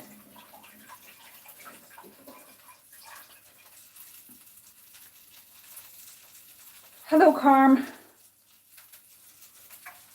This live is a mess. This live is really a mess, and I'm still not done, and this sucks. But okay, I'm sorry for for the complaining. I'm sorry for the complaining. Okay. Let's make the potato salad and let's do this in an actual bowl. Huh.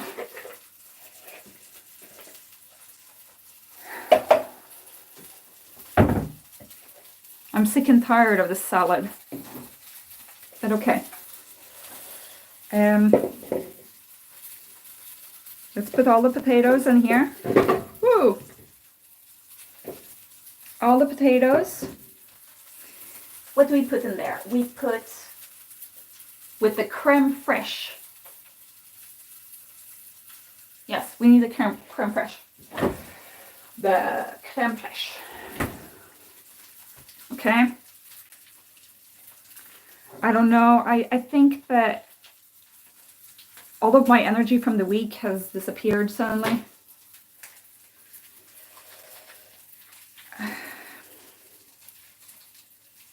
And cooking takes a lot of my energy.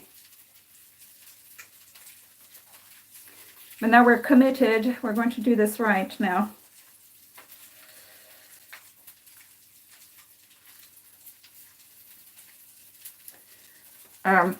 Anyway, I'm putting the creme fraiche in the potatoes. Maybe what Clara meant was she wanted me to show the pan. But why would she want me to drop my pans? It sounds like something like that's censored by YouTube. Okay. Creme fraiche. Let's throw this out before I get it all over the place. Okay, creme fraiche. I don't want mustard, so I'm going to not care about it. I'm going to put lemon juice, so lemon. I'm going to squeeze lemons. When you have lemons, make lemonade. Okay. I'm going to move you guys so that you are...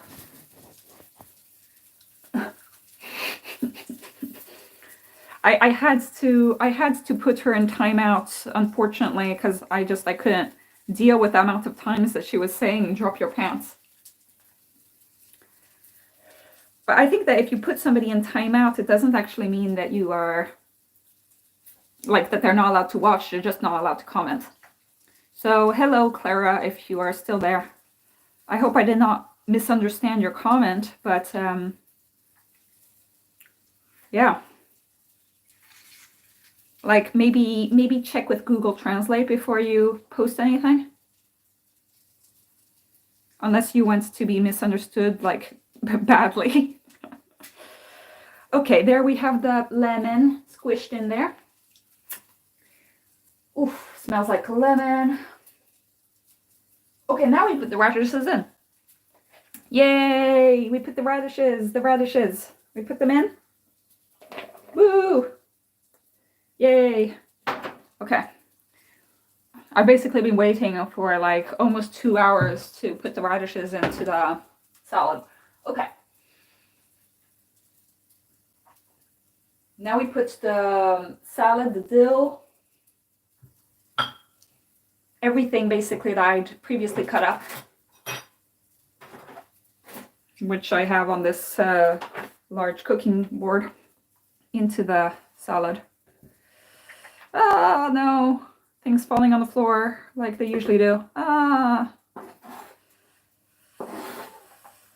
Okay, so dill, salad, and the shallots, onions, and the lemon juice.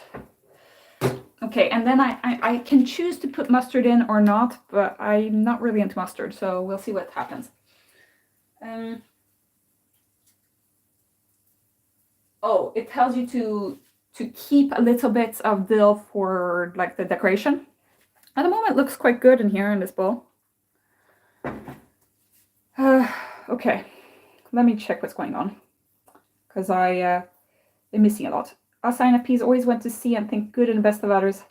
When you said lemonade, it reminded me of lemonade.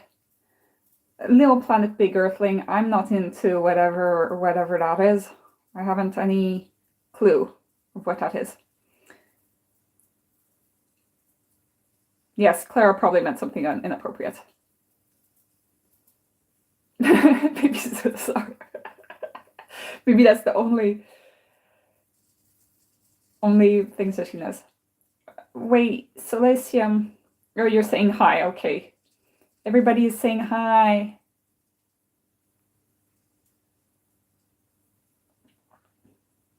Okay, that's nice. Kind of want to see the salad right now. Yeah. Dragons in Iceland. Just go check the volcanoes. Yes, yes, yes. Okay, okay. Let me just put everything in the salad that needs to be put there, and then I will. No, I think that everything that I need to put in there is there. Wow, we're almost there. Okay. No, I blocked her for 24 hours. Okay, so this is the salad, and we're going to, and this is the cheese, and it looks kind of like matcha, but it's not. It's like kind of greenish. Let's take the pepper because we need pepper in this. Pepper.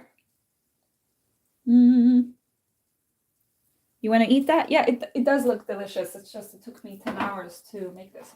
Well, technically 2 hours. I also had to take a pause because I couldn't deal with anything. Okay, there we go. And then technically I should probably have some more of this kind of salad on it, but to be honest, I think that this could work without anything at all. It's a vegetarian dish, yes, because it's cheese. It's cheese. That's the grilled cheese. So it's vegetarian in that sense. Okay, I'm going to see if I can move you guys. There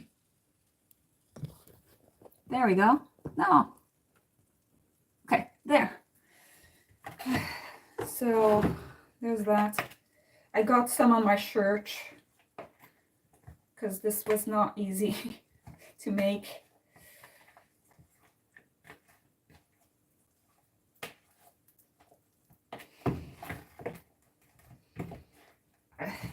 They should have made me make smaller pieces of the potato, but I guess that it's more of like a potato mixed with some radishes and stuff rather than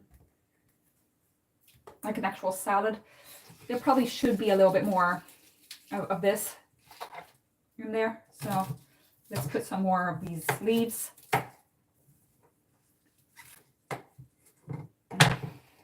Okay, more leaves because we just need more leaves.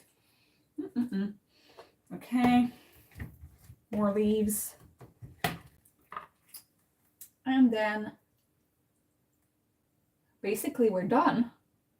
All we need to do is to put the dill, put some garnish, some like dill on the top to like make it as like a kind of garnish. And then that's it. Ta-da! Okay, let's show you the final result. Here is the thingy, and here is the cheese. And I've turned off the heat, so it's good. Now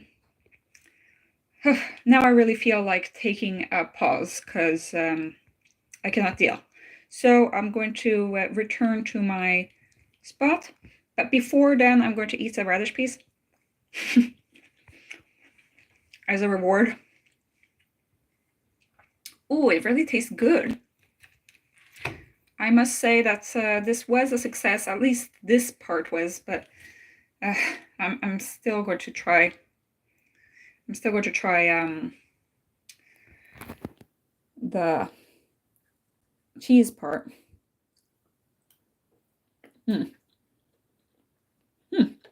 Very good. Okay. Okay, the pan talk. Yeah, maybe she was talking about being pansexual. That's an overused joke, but okay. I'm going to just take this with me. So it's crazy mess in my house right now because I had to put I had to put the thing somewhere. My next video is going to be about hoarding, which I've already recorded because I've had a lot of thoughts about it lately. Okay, let's see what's going on. What does big planet, big earthling want to ask?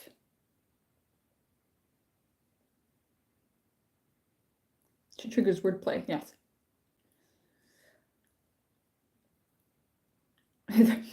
Things didn't pants out the way Clara wanted.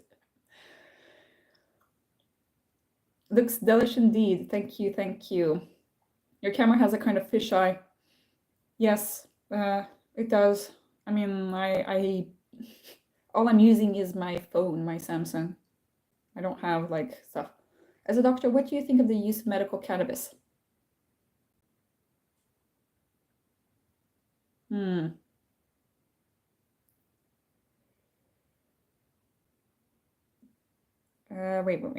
Do you watch Arcane? No, I do not watch Arcane. Good food, better mind feelings, just the phrase made in Finnish. Yes, there is another, we used to have a Finnish coworker. Maybe he wasn't crazy, but you know, he has that strength that's like Finnish people have, and he's like, you know, stiff upper lip kind of thing.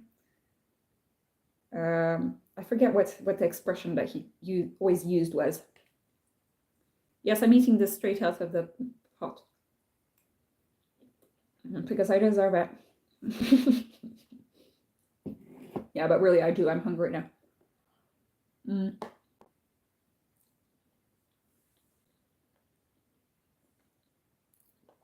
Yes, they look colorful and they have radishes in them. Yay!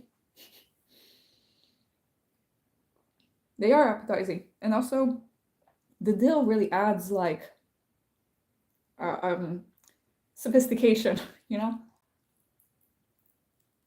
So I'm going to remember that for next time, to just put a piece of dill with potatoes and radishes and salad, salt and pepper, and like that's it. I've made a potato salad. I usually don't like making potatoes because it just takes ages for them to cook. But they're pretty easy to do. Exactly, so bon appetit. Thank you. Okay. Congratulations. Yes, it does look good. I haven't tried the eggs yet. Not the eggs.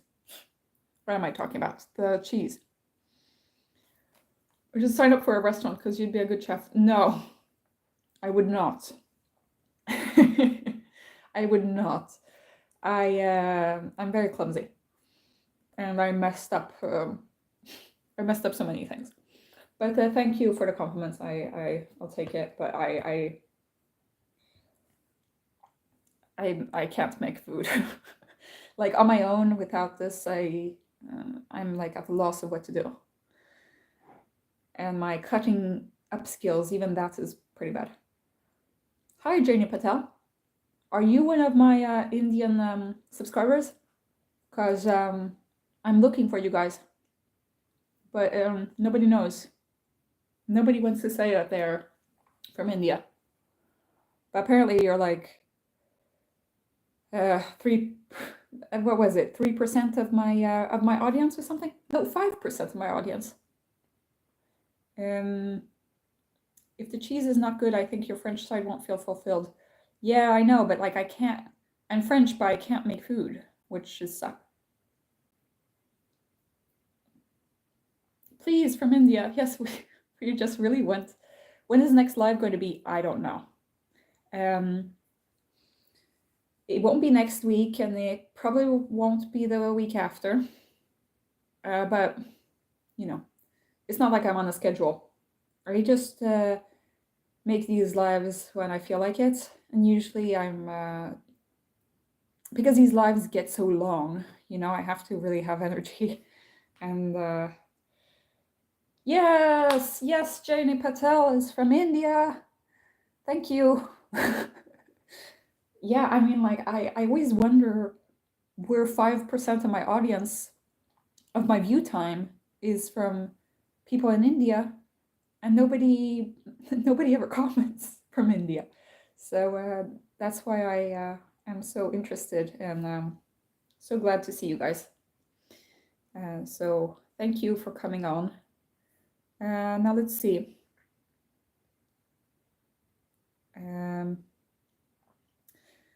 Yes, so dill and potatoes go well together, which is really good. So the question was about medical marijuana. The chat was well worth it, and also Ingrid cooking in the background, nice too. Yes, thanks, Salacia. So medical marijuana. Let's get into it now.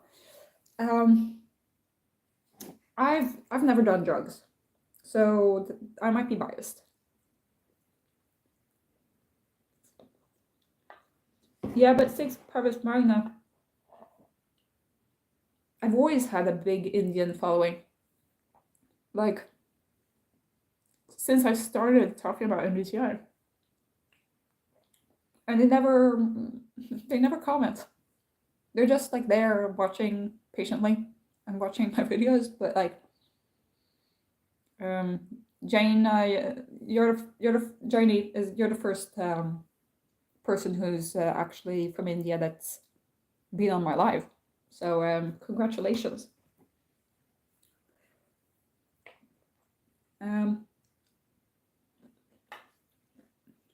Yeah, all this thinking has made me hungry. Marijuana. Yeah, well, I think that it would be okay because it would help.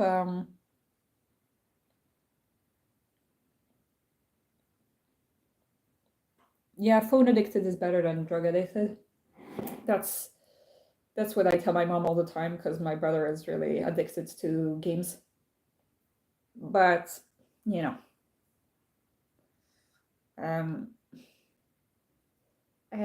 marijuana is not legal in Sweden, so I can't really say that I have any experience with it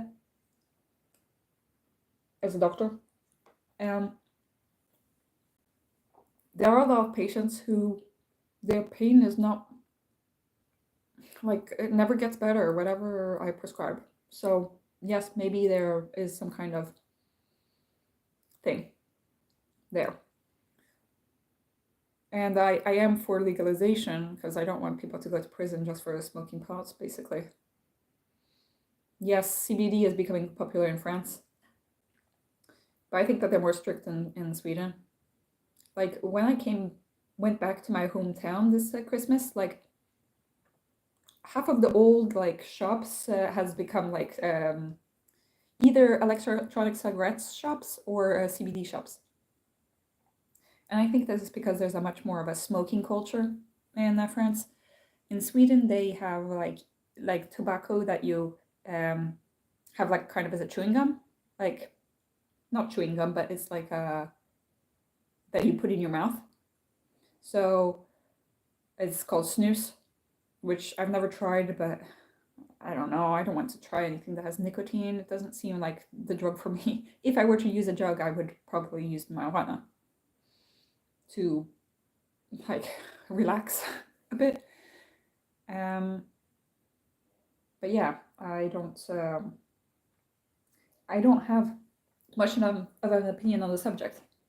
Okay, let me take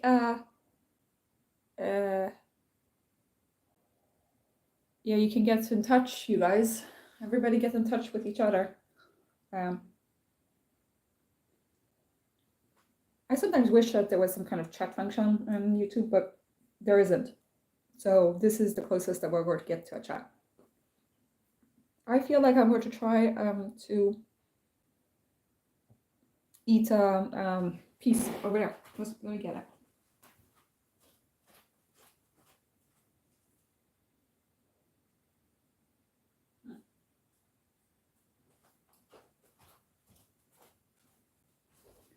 Okay, so I got a little cheese thingy.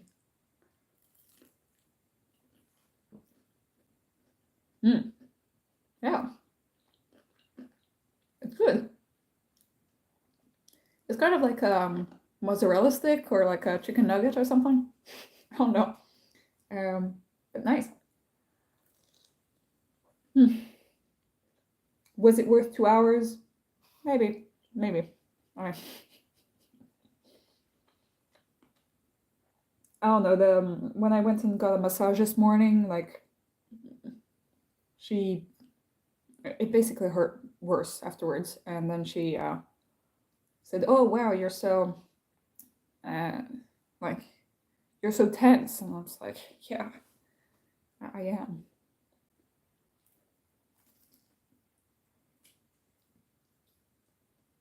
I think that the cold and everything, it just makes me tense, and then I fell, and then I hurt my hip, and yeah. So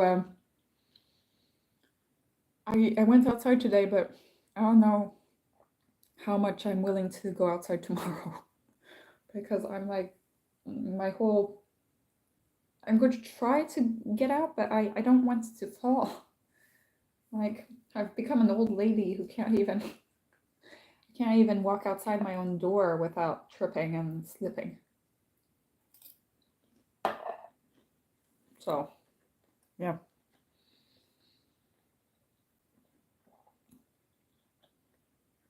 Yes, they were trying to protect the bones in my body. Yeah, exactly. But that's the thing. It's like I wish I could just tell my bones in my body, like, okay, well now we're not outside on the ice anymore. You can just like relax.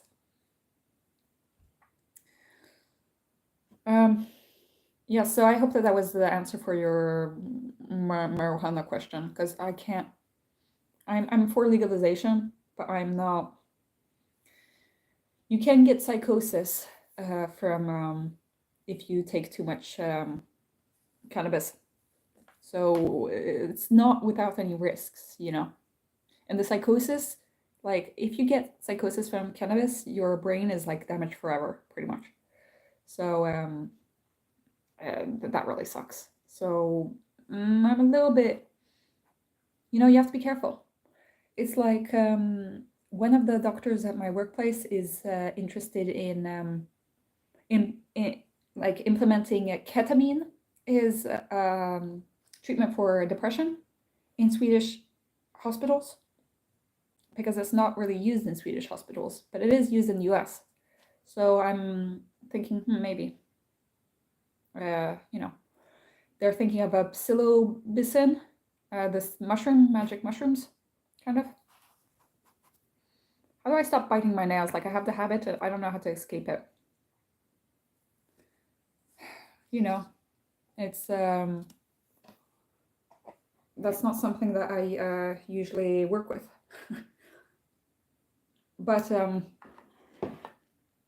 an important thing is that you've done the first step, is that you have got knowledge that you're doing it. But a lot of it has to do with like going a certain period of time without doing it. And that can be hard because your fingers are with you all the time. So, because I have just read a book about addictions, and I'm not saying that nail biting is an addiction, but it's a behavior that you want to stop doing. And I'd say that there are certain ways to get yourself away from it, like physically, for example, by painting your nails. Like often if you paint your nails, then you don't want to bite them as frequently. But I'm sure that you've tried all these kinds of things.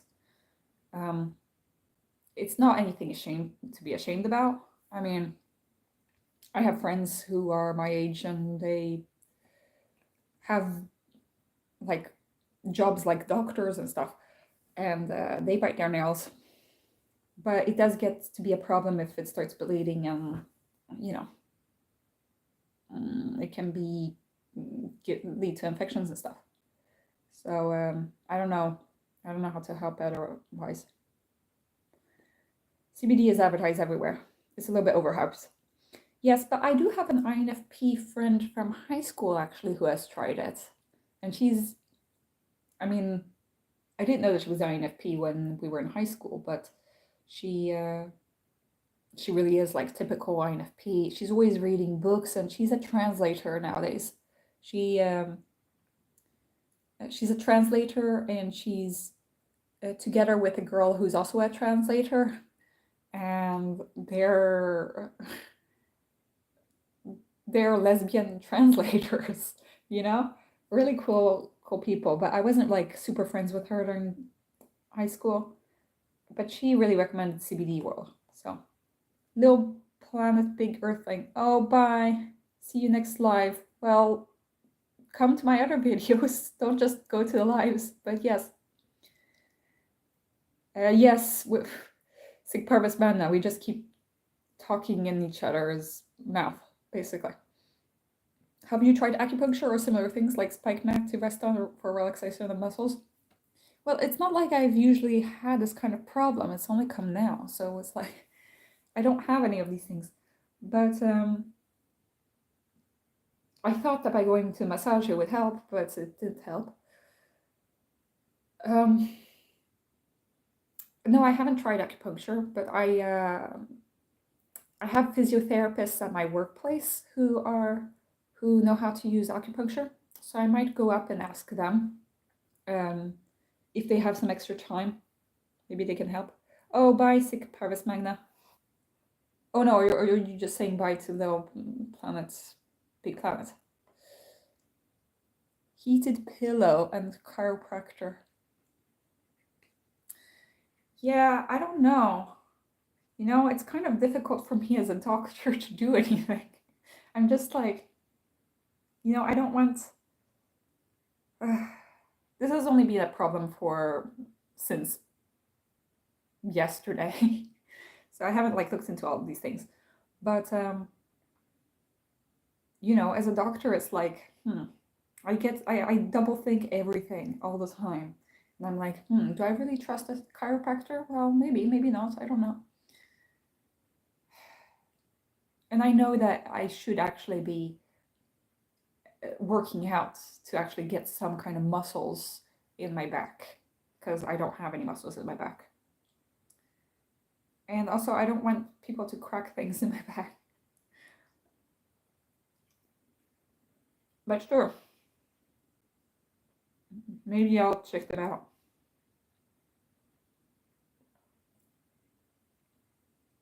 I think that also is because of my energy levels right now are not at their top.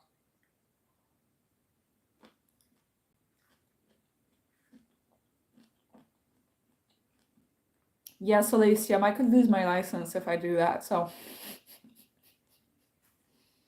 Well, if I do prescription drugs. But yeah, I could ask a friend to prescribe things, but yes. I should have more, but you know, that's the ridiculous thing about being a doctor. More McGill. Oh yeah, you were the one who asked about the marijuana. I don't know more. I don't know more. I'm sorry. I wish I did, but it is a little bit dangerous. So, but like all medicines, I grew up barely taking an aspirin or an aspirin. I mean, I'm barely taking ibuprofen if I had a fever. Like, my family is really like anti-medication. So they're not like anti-vaccine and stuff, but they just wanted to take the least amount of pain medication as possible. So I kind of grew up with like, you know, it's bad if you have to take 2 paracetamols, you know? You just started medical cannabis in the UK. I'll tell you how it goes for my anxiety. Oh, that's cool. I mean, that's good that they legalized it, but I'm hoping that your anxiety isn't that bad. Because, like, to me, if you have to go all the way into trying medical cannabis. I mean, I guess that you must have tried everything else, which kind of sucks. Yeah, no, exactly. Silesium. Well, did you grow up in Finland? Hmm. It's interesting. Like, I know that my French doctor had a lot of stuff lying around. I've only started having to take medications this year for my burnout and for sleep and stuff. Um, I used to like not even like get the idea to take a pill every day. Like, that's a lot. Yeah, you grew up in Finland. Is alternative medicine actually scientifically proven? I just wonder because it doesn't include acupuncture. Acupuncture is proven, and the physiotherapists at my workplace use it. Um, but chiropractors sometimes in different countries it means different things because there are different kinds of certifications in different countries. It can be helpful. I think that people go a lot to chiropractors in France. In Sweden, they go to something called a naprapat, which is less medically plausible than chiropractor, which really doesn't make sense. But it's either they go to like a physiotherapist, and the physiotherapist here in Sweden, a lot of physiotherapists is just like they give you exercises to do, but then a lot of them don't do massage, which is what a lot of patients actually want. They actually want the massage. They don't want to do the exercises. Yeah, well, the thing is, since I went to a massage now and I felt worse, I don't want a chiropractor to like mess up anything. You know, I have patients that I recommend sometimes going to the chiropractor because I don't have anything else to give them, basically. But yeah. Hmm.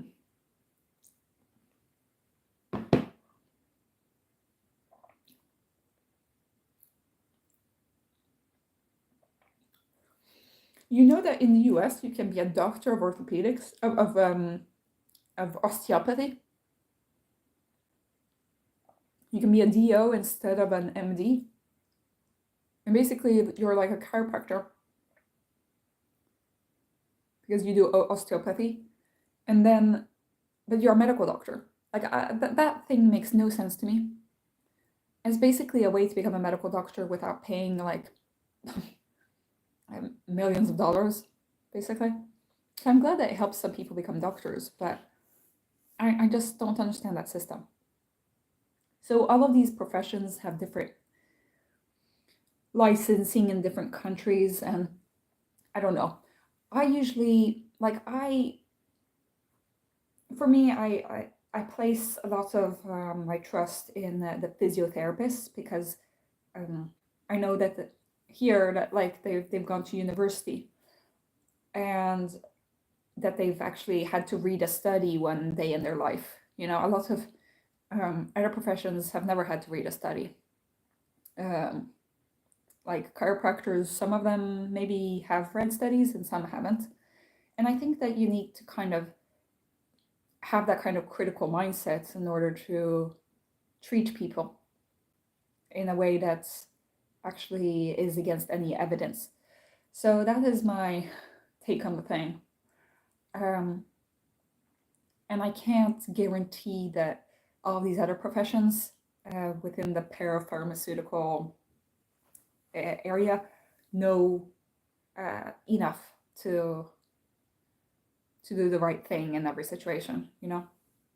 Well, not in every situation, nobody can, but you know, So I place my trust a lot in the physiotherapist, but I know that for the back, chiropractors can be okay.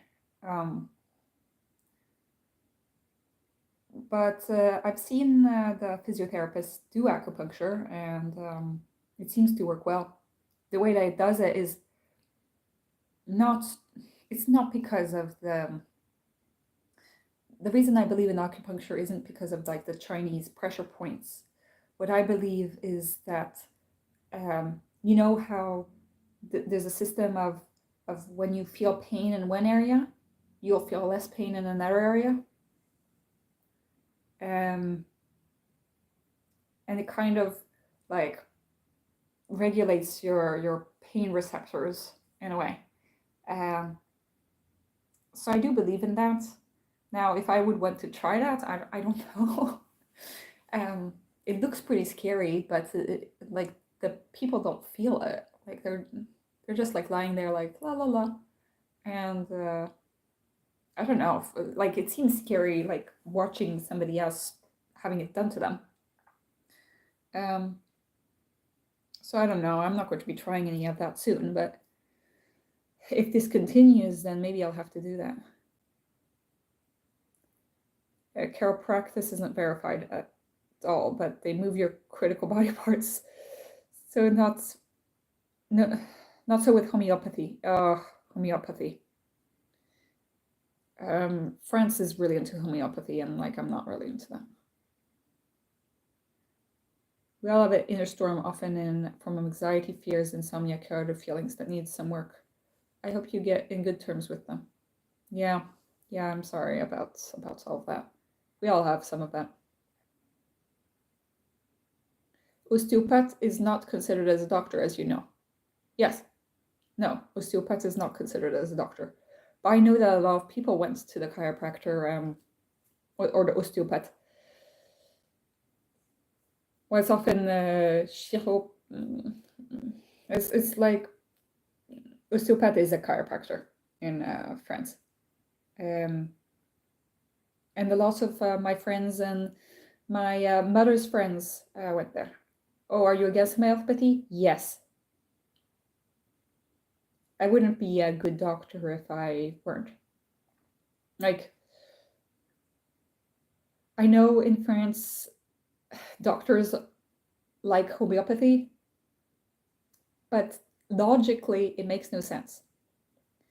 Because the logic of homeopathy is that the less of the product that you use, the better it will work. Which, how is that logical? How is that logical? So yes, I am against homeopathy because people think that they're getting something natural that is good for you and stuff, but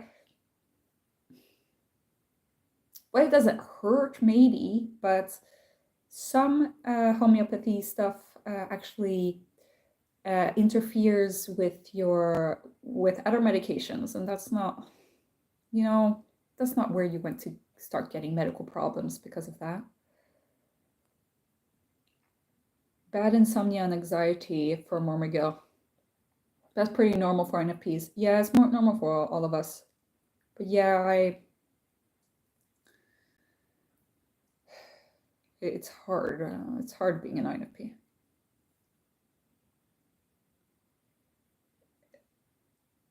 As I understand it, Sigparmus magna is a little bit more for homeopathy and osteopathy than some other people in the chat.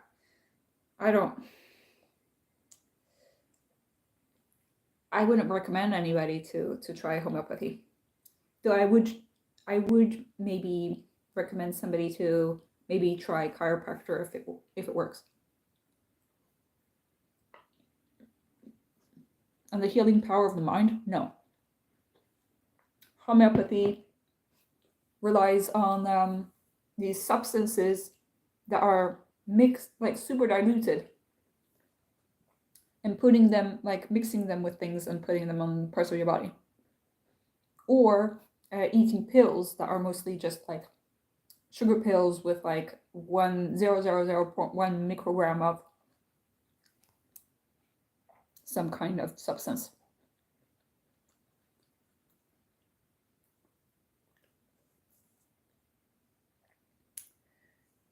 Yes, I mean, that's the thing with a lot of these pseudoscience medicines, is that there'll be somebody who will say, oh, well, it worked for somebody in my family.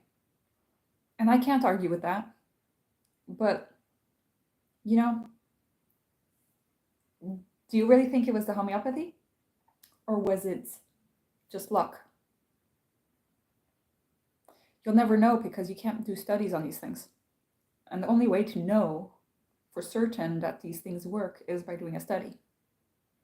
So, yeah,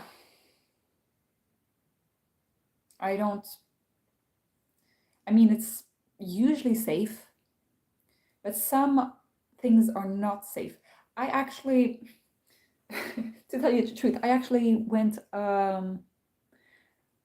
natural medicines course where I dropped out because I found it so boring. But there is a dictionary of like seeing these things. The problem is a lot of these things can interact with other medication, especially St. John's wort. Not good. Don't use St. John's wort.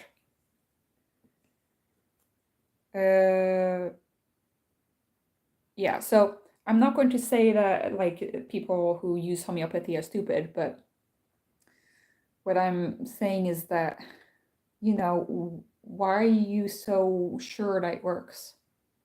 You know, there isn't any evidence to show that it works except that somebody maybe got better after trying it.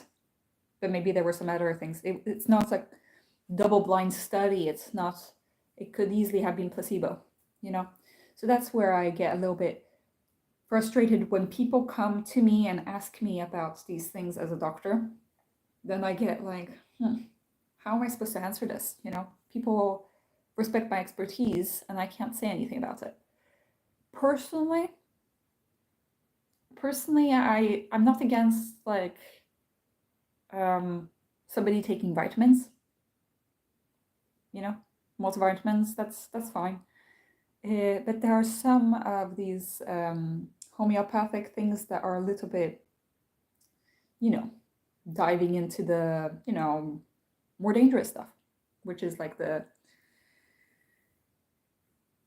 if you can call cannabinoids kind of homeopathy, you know, these things can help, but the concept of homeopathy makes no sense because the concept is that the more it is diluted, the less like logically something that is more diluted would be less effective.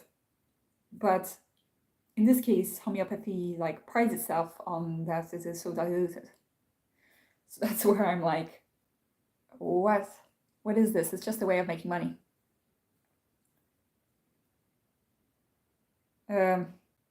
So if there's one homeopathy I'll tell you to avoid, it's St. John's wort, which a lot of homeopathy is. It uses a lot of that. And there are a lot of other things. I was thinking of reading a book actually about poisons, because a lot of poisons are medicines nowadays, you know, and it's like there is a fine line between medicine and poison. And so by like buying something that is regulated, then you like know what you're getting into. I'm guessing that if they go by the French market, that these homeopathy things are safe. But I'm not sure of that, you know. So there's belladonna, which basically can kill you. Digoxin for your heart. Digitalis plants. If you take that, then you die. If you take too much of that, it's used in normal medicine. But if there are certain ingredients, like look at the ingredients of what you're taking. That's what I'm saying. Right. I feel like eating one more of those little things. Are we getting to our record, Schumann? Every time I just my record of time and my lives is like crazier and crazier.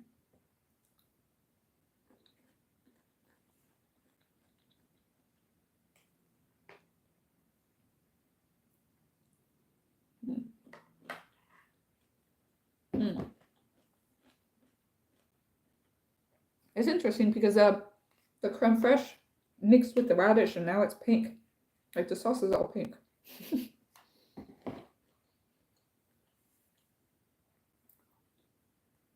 Yeah, no problem, sick parvis magna. I'm sorry if I sounded a bit harsh on your homeopathics. I'm just saying, like, what I think.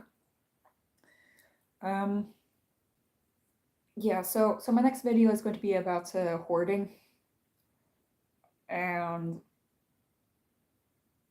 I don't know, it's another thing that my mom would hoard. She would hoard on these essential oils, because she went to an aromatherapy class once, and then she was like really into that. And I got a lot of insights about hoarding. So that will be my next video, which is coming out tomorrow. Yeah, les huiles essentielles, exactly. We went to Nature et Découverte, you know, buy all of these things. Do you have a favorite color? Oh, that's a nice question. That is a hard question, though. I've always said that my favorite color was yellow, and it is. It's yellow. And that's the simple answer. Otherwise, I could go into all the details. 13 minutes to break a new record. Yes, Schumann is my official time taker of these lives. What other favorite colors? I mean, I like blue. Obviously, I like all the colors, but some colors are better than others, obviously. And I like yellow, except that a lot of things that are yellow are a little bit, yeah, a lot of things that are yellow are actually kind of ugly. Like I wouldn't want to paint my walls yellow, or buy a yellow sofa or something. So I like the concept of yellow. And then in terms of like buying things of different colors, I like blue things and I like pink things and green things and red things. So yeah. In general, I tend to wear kind of pinkish, reddish, brownish kind of colors. Navy blue. But yeah, so that's, yeah, time to break the record. Time to break a record. I mean, I don't know who's still sitting here. I mean, you guys are still there, but nobody has time with this. Have I missed anybody's comments?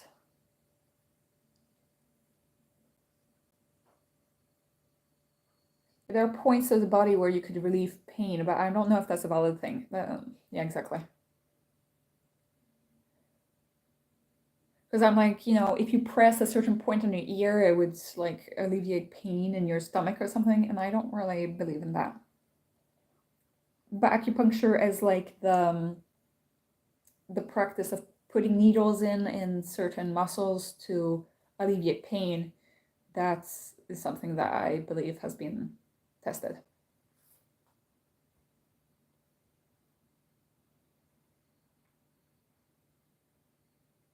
Yeah, we're all here like saying, take it easy with substances. That's nice. Yeah, some meds going old and stuff. Still here, present. Oh, super cat and Carm. Oh, that's nice. We're trying to beat the record. Every time we just beat the record by a few minutes. So it's probably going to be soon that we're going to end this live. I wonder what time it is in the US. because here it's like 10:30.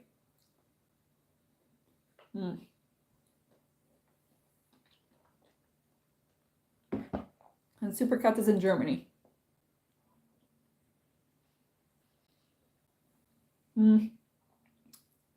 I usually end the lives with like a book or poetry recommendations.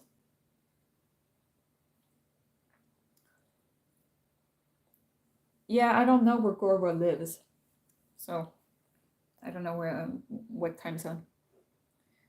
Illinois. That's not a state that I'm very familiar with, but it's one of those small ones in the northeast, I guess. That's cool. Yeah, no, I mean in Germany it's the same time zone as here in Sweden, so exactly. Illinois, Chicago?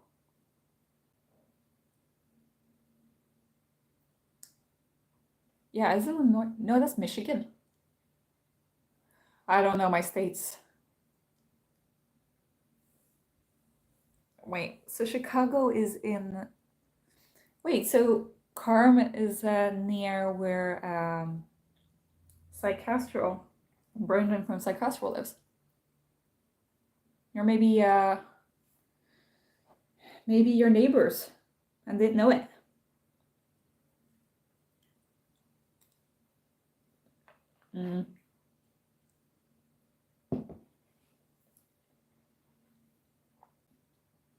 But wait, so I was thinking about books and poetry and stuff. I've read the poems that Sic Parvis Magna sent, so I probably will be doing a crochet video on one of the what's the name of him? Edgar Guest.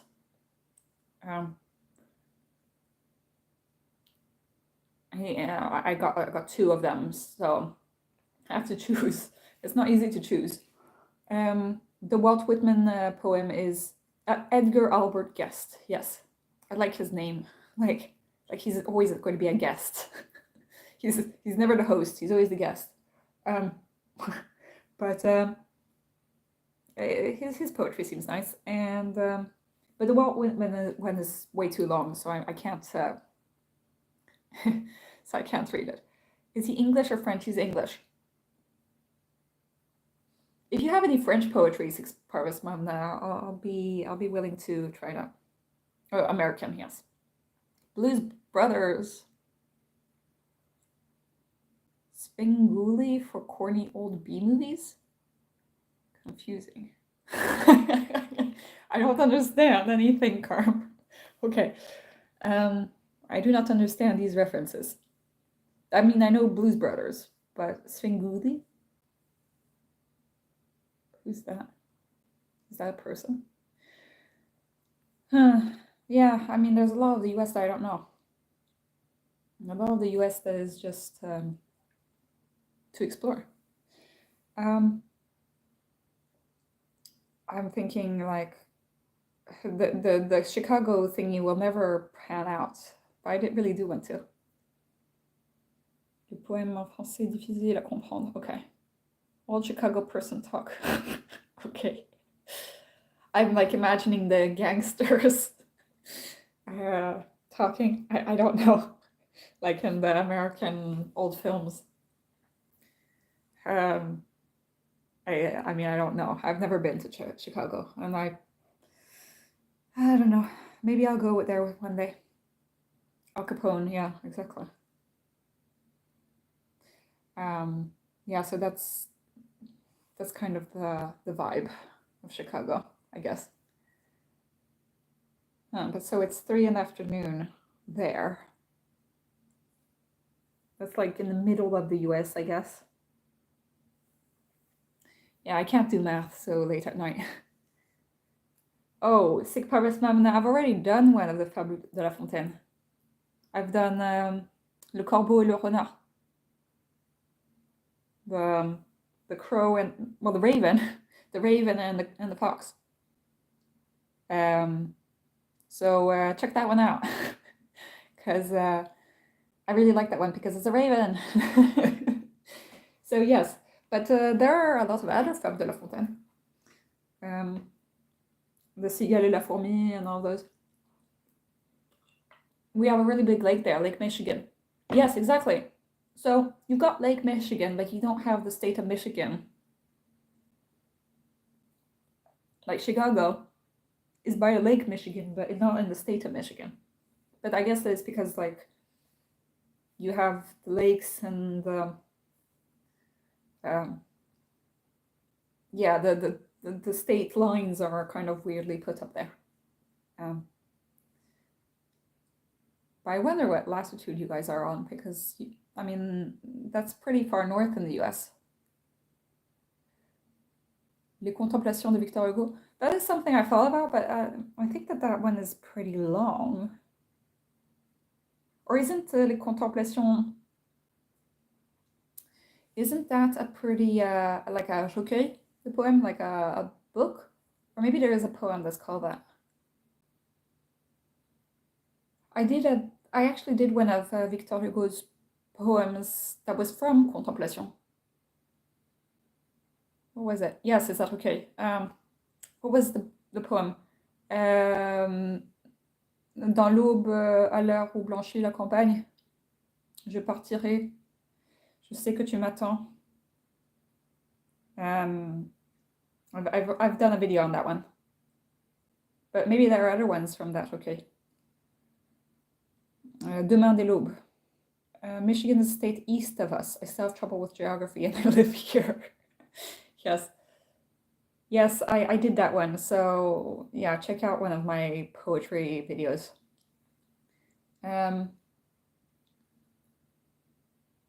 I did that one, and then I do.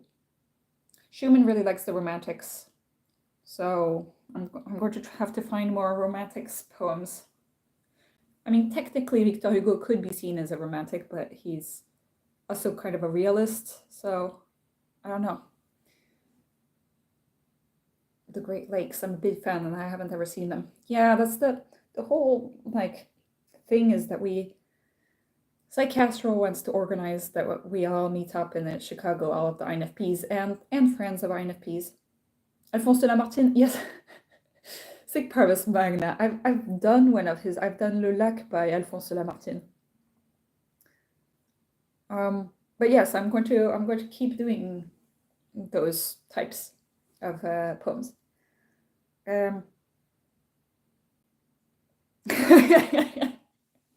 Sorry, Sic Parvis Magna. You have great ideas, but it's because all my ideas are great. No, but we've come to the same conclusions.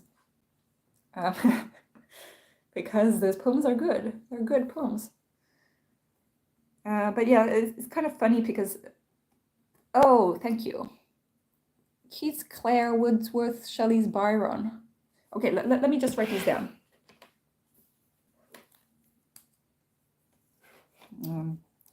Byron, Keats.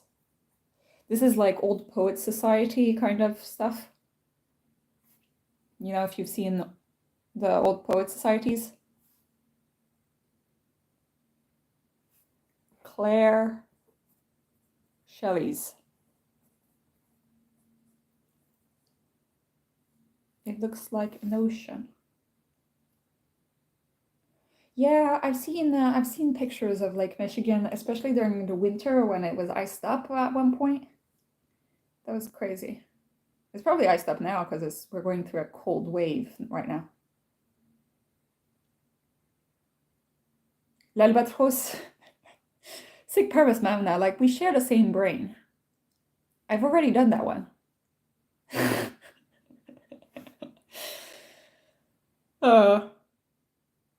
Like you've suggested like 4 different things to me and I've done all 4.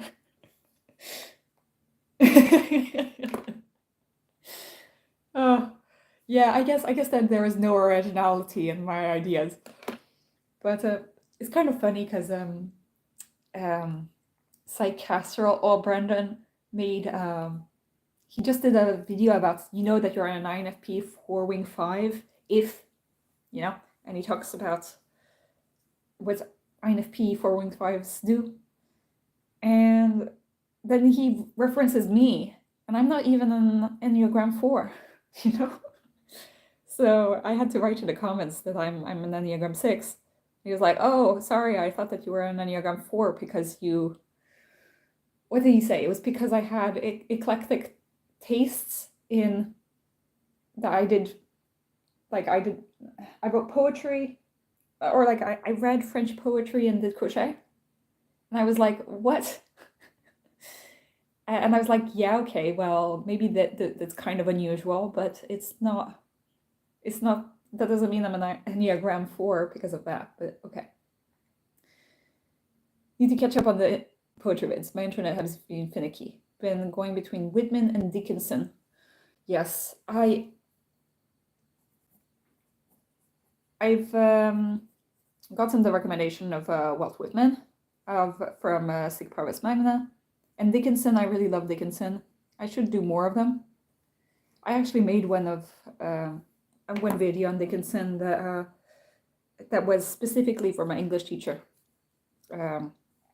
What was it? It was I don't know if it was because I could not stop for death, or I dwell on the possibility. 13 Ways of Looking at the Blackbird. Yes, no, exactly. That was the one that was dedicated to my English teacher, because she has that tattooed on her back, or like behind her shoulder.